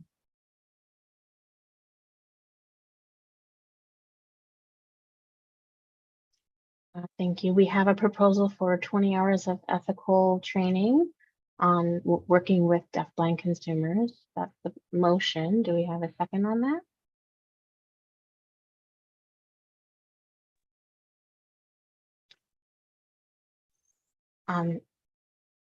This is Jennifer. This is Commissioner Scarborough. There's so many people coming on screen. We're the Brady Bunch here. So, okay, this is Commissioner Scarborough. I was trying to interrupt before we got our second. I wanted to offer a friendly amendment. This is Commissioner Stanko. Okay, so Commissioner Scarborough wants to offer a friendly amendment. Ethical training, deaf, blind specifically, will be very challenging to find. I would recommend separating required training for deaf, blind interpreting and also training for ethics, and separating those. That's my amendment. It could be 10 and 10 hours, or however. With under 60 days, Commissioner Benton added. Okay, this is Commissioner Stenkel. We have proposed two friendly amendments, apparently, with 20 hours of training, 10 hours focused on deaf blind, and 10 hours focused on ethical training within that 60 days, within a time period of 60 days. Do we have a second on that? This is Commissioner Cohen. I second that. And then also, checking in with Commissioner Wilson to make sure that Mr. Williams, are you obliged to those friendly amendments? Right. We gotta get our language in order. So we have a motion with some friendly amendments. Please no more. So 20 hours of training focused on deafblind, 10 hours focused on deafblind, and 10 hours focused on working on ethical training, and to be completed within 60 days. That is the motion with amendments. Do we have a second?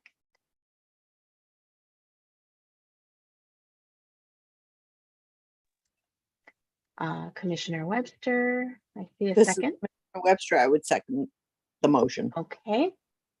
Can we As- take roll call? Of course. Thank you. Commissioner Cinco, Aye. Commissioner Cohen, Aye. Commissioner Venkatesh, Aye. Commissioner O'Rourke, Aye. Commissioner Benton,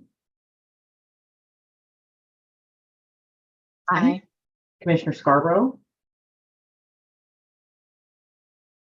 Aye. Commissioner Thompson, Aye. Commissioner Mattson, Aye. and I think the last one we didn't have was Commissioner Webster. Aye. All right, motion's passed. Excellent. Round of applause. Okay. Victoria, can you please help me refresh my memory? Did you already share a summary of the second complaint with the same person? Not yet. All right, if you could do that, please. Okay. So the second complaint is again against Christine Morgan. And the complainant for this complaint is Pamela Meunier. And the summary is as follows. On June 5th, 2023, Arizona licensed interpreter Christine Morgan provided interpreting services for a deafblind consumer. The deafblind consumer's sister, Pamela Meunier, was present during the appointment and filed a complaint. Pamela felt uneasy about some of the actions and interactions of Christine Morgan during this appointment. Pamela alleges the service animal that Christine brought to the appointment inhibited her ability to effectively facilitate communication with her sister. And this is because Christine had to allegedly continuously pick up the assistive animal to care for it and feed it treats. Pamela says some signs that required two hands were done with one hand because of the need to attend to the assistive animal, thus causing confusion for her sister. The investigator did confirm with both parties that there was an offer to leave the assistive animal in the car instead of bringing it into the home. Christine also says that Pamela gave her direction on where to place the assistive animal during that interaction while in her home, and she complied with that request. After reviewing both statements, it does appear during the interaction, Pamela did express that Christine Morgan's attempt to provide effective communication was not successful. And Christine Morgan acknowledges that Pamela felt there was issues as well. Each party blames the ineffectiveness of the interpretation on the other and their actions. This complaint is similar to the other complaint that we just reviewed on the agenda against Christine Morgan. It is important to note that the other complaint on file for Christine Morgan that we just reviewed does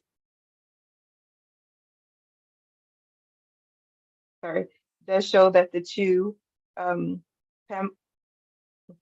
Petula Oster and Pamela, did confer, and Pamela did seek counsel from Petula and from ACDHH staff about her interaction before filing a complaint.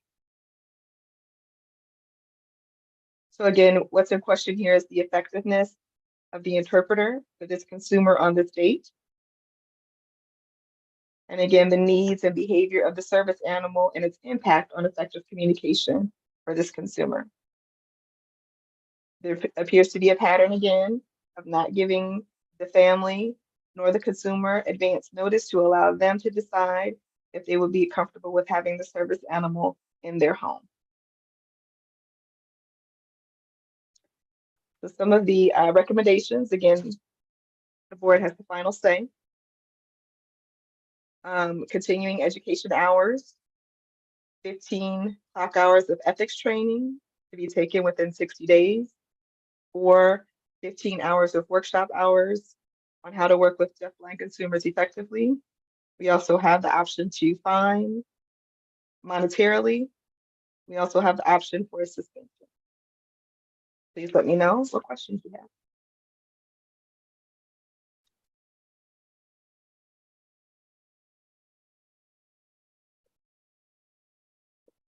Thank you, Victoria, on opening it up for discussion to the board.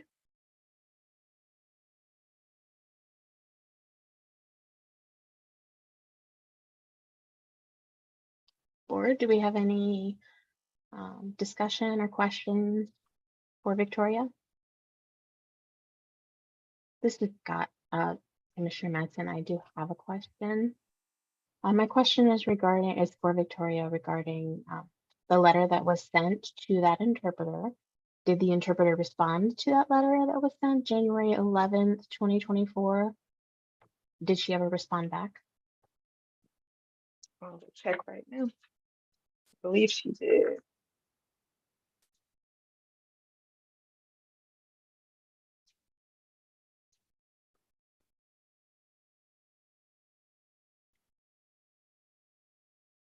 Yes, she did. Well, that's the response. Hold on 1 second. I get that. Okay, thank you. I was just wondering. Okay.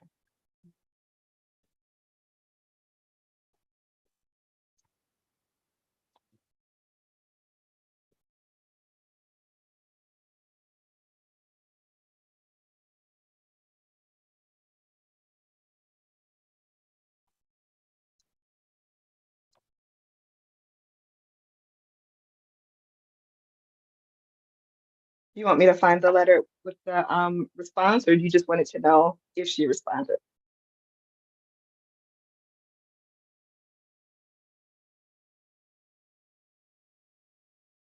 Commissioner Scarborough? I would like to know what the interpreter said if she responded, yes. Okay. Commissioner Madsen, I agree. Okay. I will pull that up in 2 seconds here.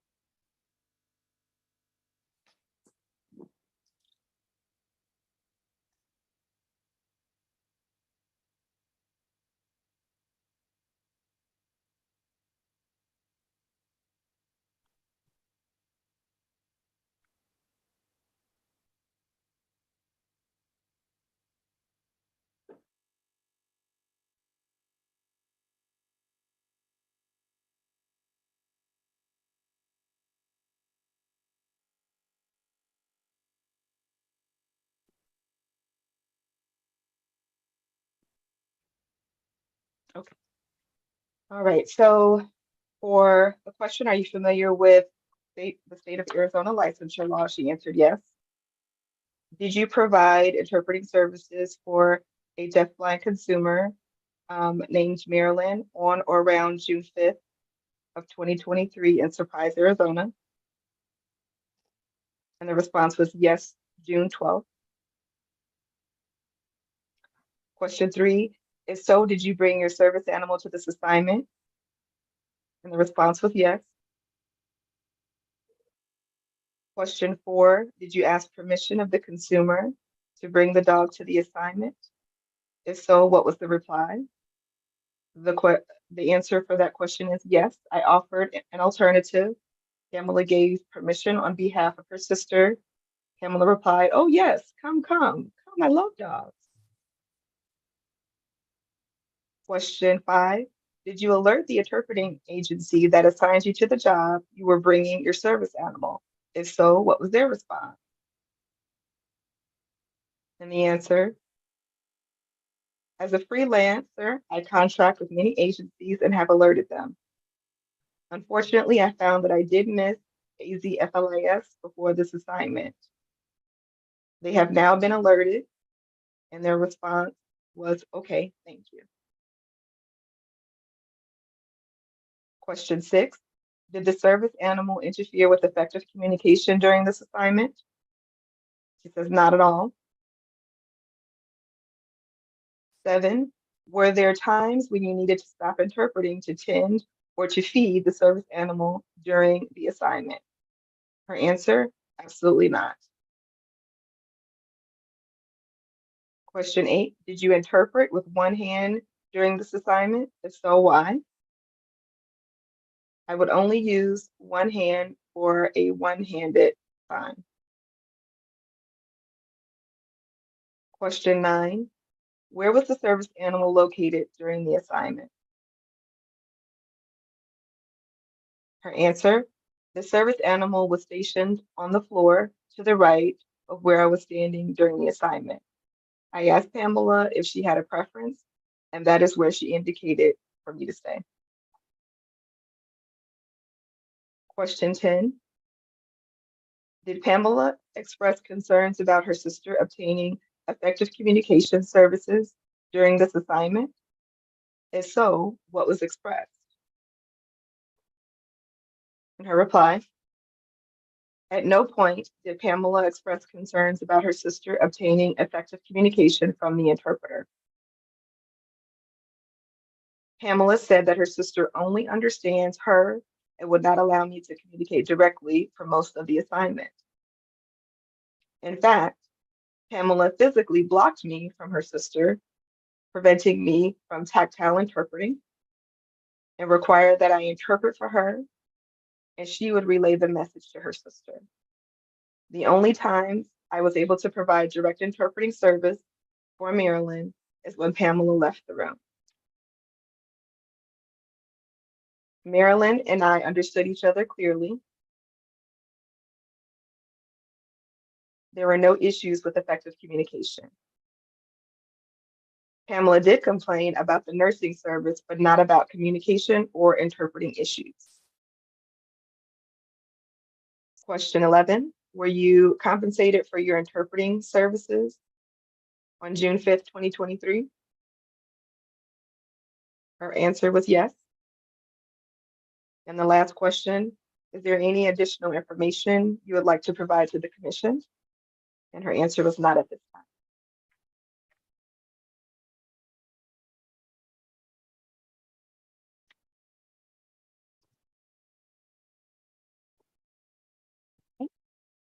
Thank you, Victoria. So to the board, do we want to make a recommendation? Motion for an interpreter?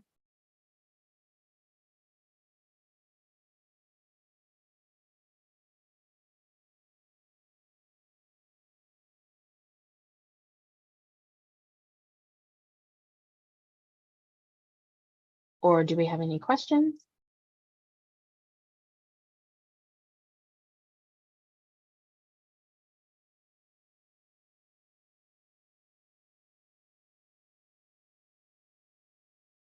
Commissioner Benton? So I move to suspend the license for a week starting April 1st, that first week. Okay, we have a motion on the floor to suspend the license for a week effective on the 1st. Do we have a second?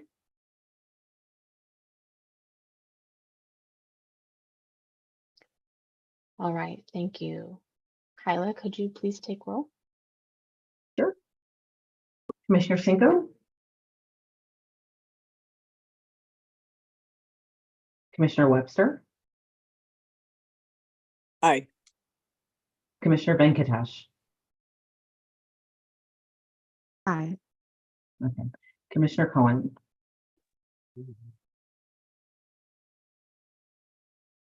Aye. Commissioner Williams? Aye.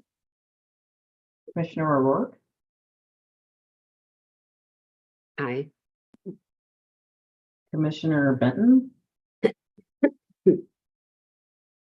Aye. Commissioner Madsen?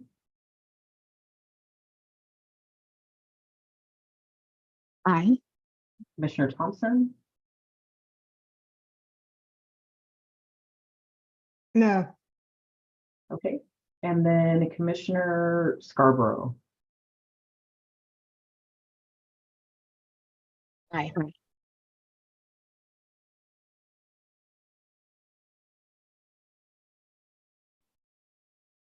All right, thank you.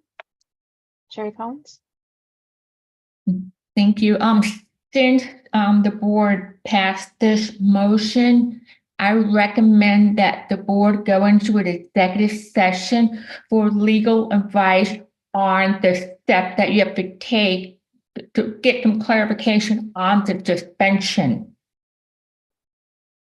That would be a recommendation from the staff.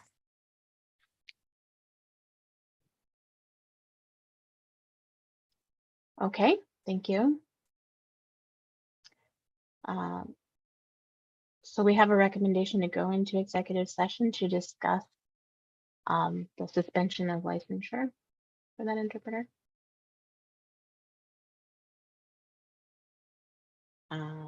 This Commissioner is Thompson? Commissioner Thompson, yes, please.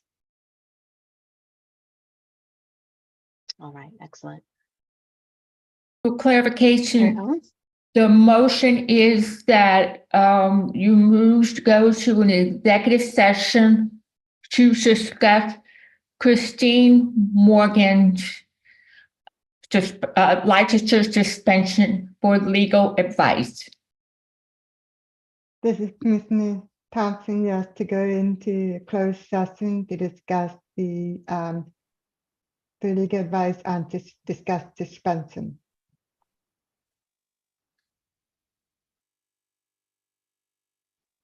Thank you. We have a motion to go to executive session. I see Commissioner Webster gave us the second. So Yes. Kyla, we can go ahead and move into executive session.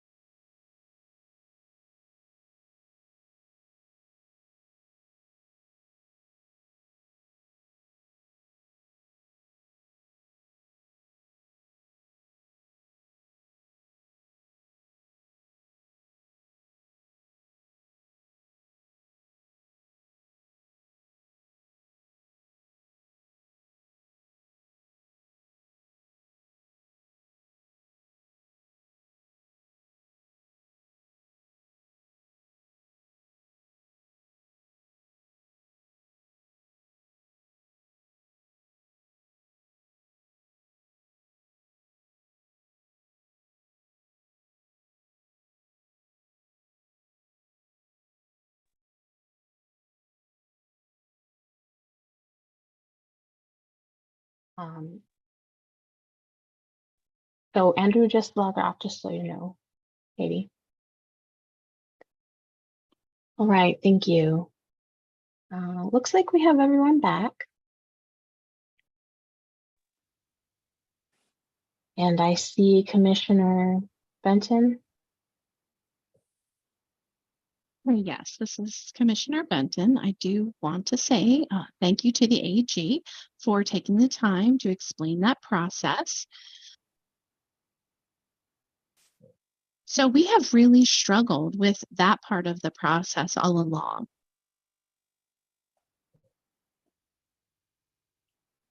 And the part specifically related to the administration rules and how they are in place and things of that nature. So a big concern that I have had regarding this is the time of the hearings. The specific language. So the consent agreement that was mentioned, regarding that, my concern is that it has kind of always been about maybe flexibility. How much flexibility is there? If we say a 1-week suspension, and then time to discuss that consent agreement. And do we all feel strongly about, that complaint that we've listened to? And are we listening to the community members, the deaf-blind community members that are out there and hard of hearing? We need to be an active board and support them. They depend on us for this. They've seen these comments. I don't want them to be disappointed in the board, because the person has already stated that they are disappointed in the board. People have said that and stated that here this interpreter is again, and we have to accept that interpreter. And it's just, I think that we just really need to have more kind of strength and power, and need to be seen by the community with that strength, and not be seen as weak. People are losing trust in ACDHH, in the board, because they think that we don't do anything, to support the community and their concerns that are being raised. Maybe taking the time, they've done that, to send in a video and fill out the complaint, and then they're upset in that moment. And they see that, okay, if a person doesn't want those suspensions, they have that opportunity to possibly change that. So as far as negotiation goes, they've had those opportunities with those consent agreements. If we're back in open So session, as far I can. as the negotiation goes with the consent agreements, well, I guess I feel really strongly that we need to keep our motion. And thank you for explaining it.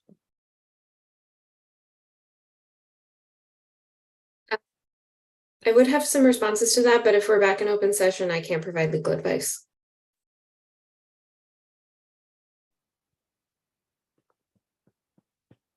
That's okay. Thank you for listening. Right. Thank you.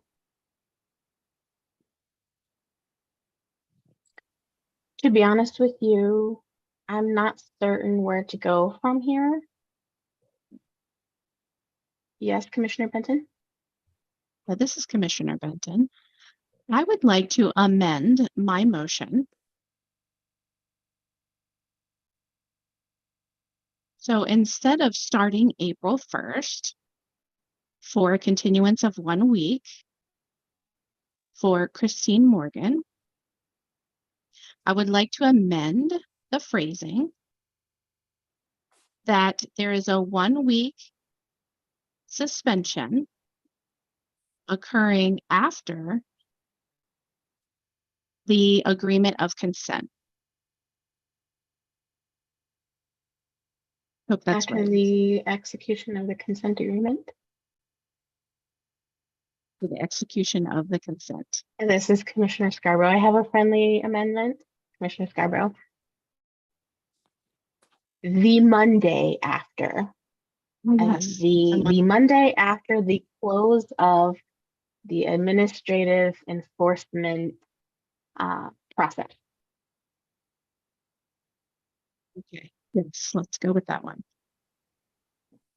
All right, so we've got a motion to amend the previous motion and the language of that, whatever language Commissioner Scarborough just gave us verbatim.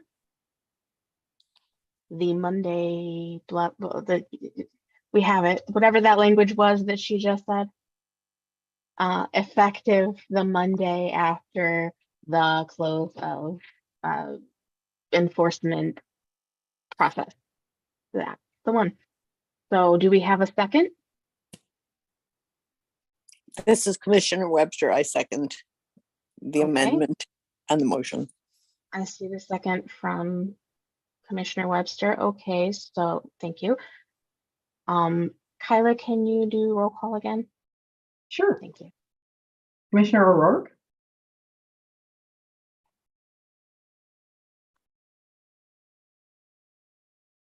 Aye, okay. Commissioner Williams? Aye. Commissioner Webster? Commissioner Venkatesh? That was aye. Commissioner Scarborough?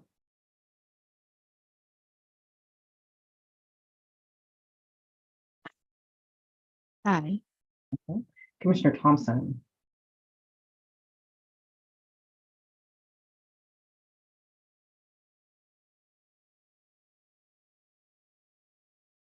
No, No. there's no okay. audio, but the Commissioner Madsen? Aye. aye. Commissioner Benton? Aye. And last but not least, Commissioner Cinco.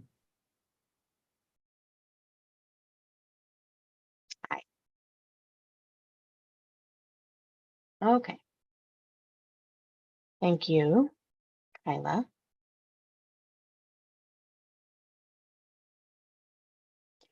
Okay, so I see that we are going to be at time very soon. So I noticed that our AG had her hand up wanting to add something. So I'll recognize the AG.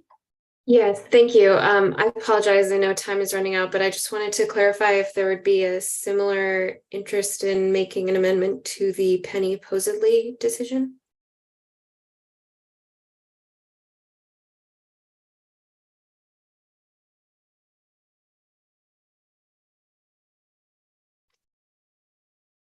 Okay, so Commissioner Scarborough.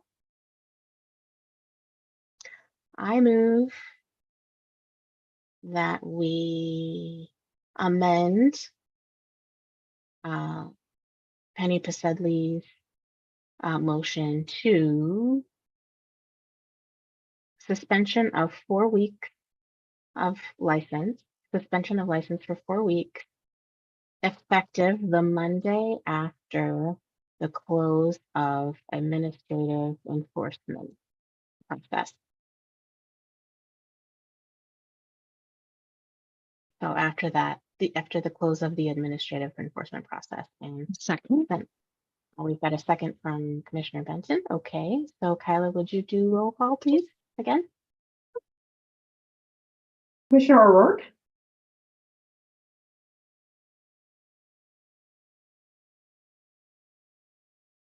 Aye. Okay. Commissioner Williams? Aye. Commissioner Scarborough? Commissioner Venkatesh? Aye. Aye. Commissioner Thompson, Aye. okay. Commissioner Madsen, Aye. Commissioner Benton, Aye. Commissioner Cinco, Aye. and Commissioner Webster. Aye.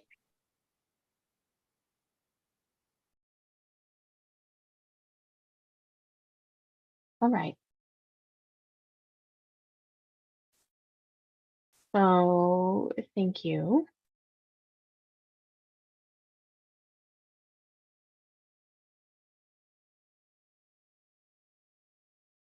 All right.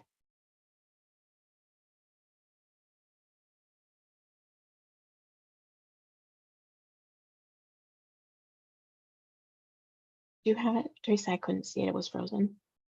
Oh, I'm On the sorry. interpreter. I'm wondering if we need to vote again on this new amended motion. Making sure everyone can see me. Okay. So I wanted to check on that. Oh, This Commissioner is Commissioner. Scarborough, would you clarify? This is Commissioner Scarborough. According to Robert's rules, yes. If the motion is passed and then there is an amendment that passes, we have to revisit the original motion with the amendment and vote on that.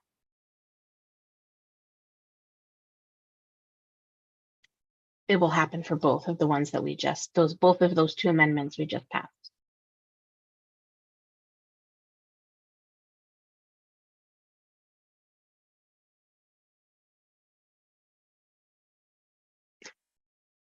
I think you just Okay. broke my brain, sorry. This is Commissioner Scarborough. We passed the motions, then we amended them. So that amendment we approved separately from the motion that was passed. So now we have to put them together to make a new motion. And that is what we have to vote on, that whole new motion at this point. Okay. So we need someone to make a new motion. I move that we accept the original motion for Penny Pasedley as amended.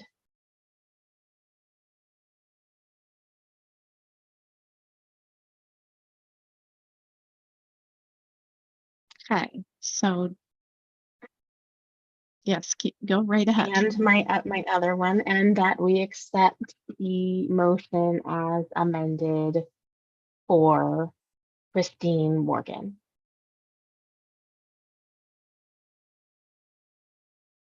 Okay. Thank you. So do we have a second for both of those that are on the floor that Commissioner Scarborough just recommended? Megan Madsen, I second.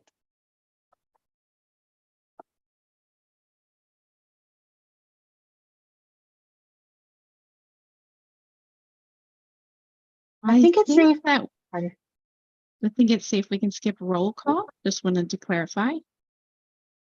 You know, we're tired. Understood.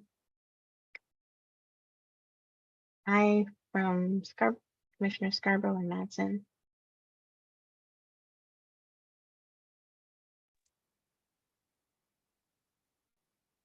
Any opposed? Looks we got a lot of people coming on and giving us the thumbs up. So thank you. Beautiful. Thank you, all you beautiful people. Now we can turn off the cameras again and wonderful. So do we have any opposition for this?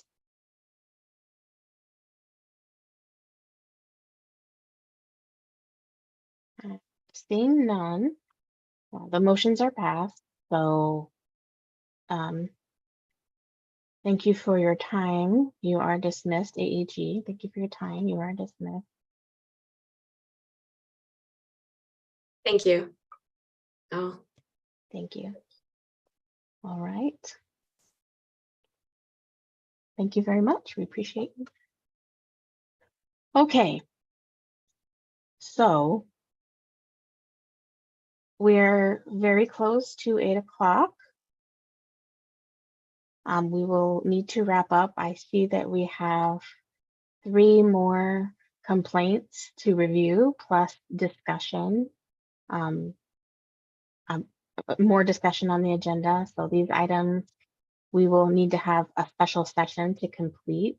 Kyla will send out dates to find out when everyone is available to do that session. I see Commissioner Benton has opened up her camera, so. Oh, I just want to let you know that the 3 that are left, 3 complaints, we recommended that all 3 be waived. So that is the recommendation from the office staff. So I just want to let the board know. Okay, thank you. Does the board, pardon me, let me go back. Does the board want Victoria to briefly touch on those and then vote, or what do we want to do?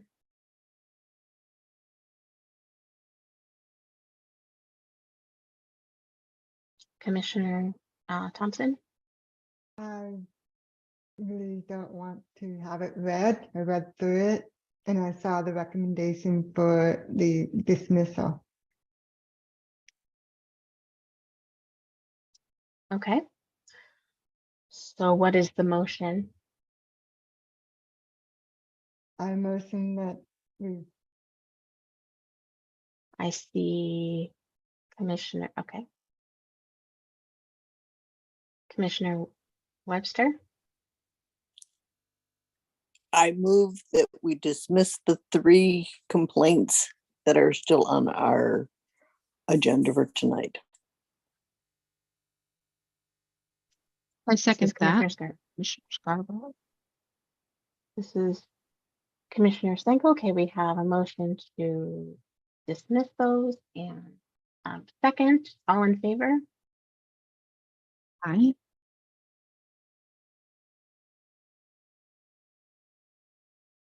Okay.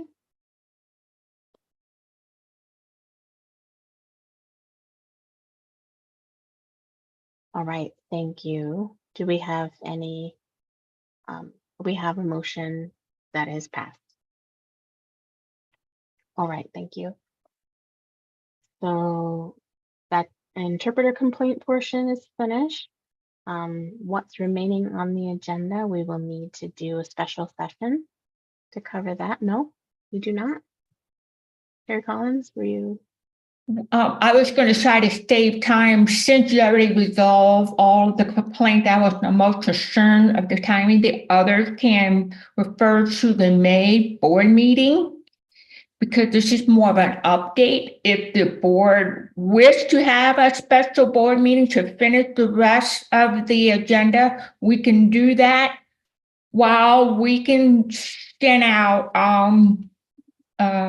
well, the only thing is the May meeting because of the time. If the board is not object, we can just meet on Zoom. That's the only action item that officially the board needs to announce or make that decision real quickly. We have 3 minutes. If you could. If you're okay to have a Zoom meeting at the May meeting, and then the rest is more real quick update at the May meeting. That's up to the board.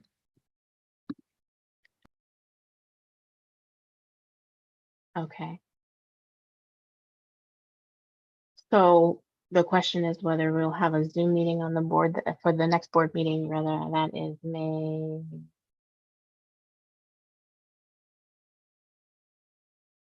Sixth. Okay. 17th. 17th. I'm getting that Oh, spinning May wheel of death. 16th, actually, May 16th. May 16th. Okay.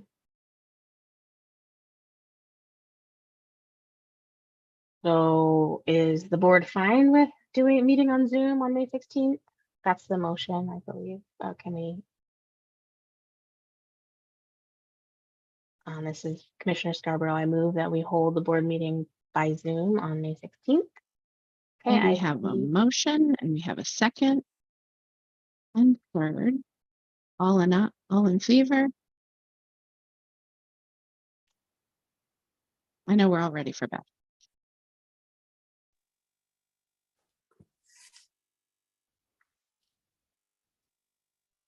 Okay, that motion passes. Thank you all. All right, thank you all very much.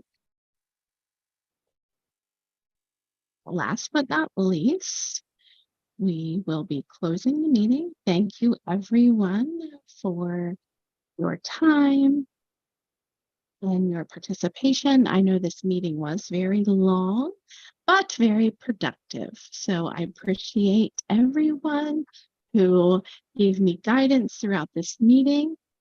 So I would go ahead and accept a proposal to adjourn so that we can have dinner and go to bed.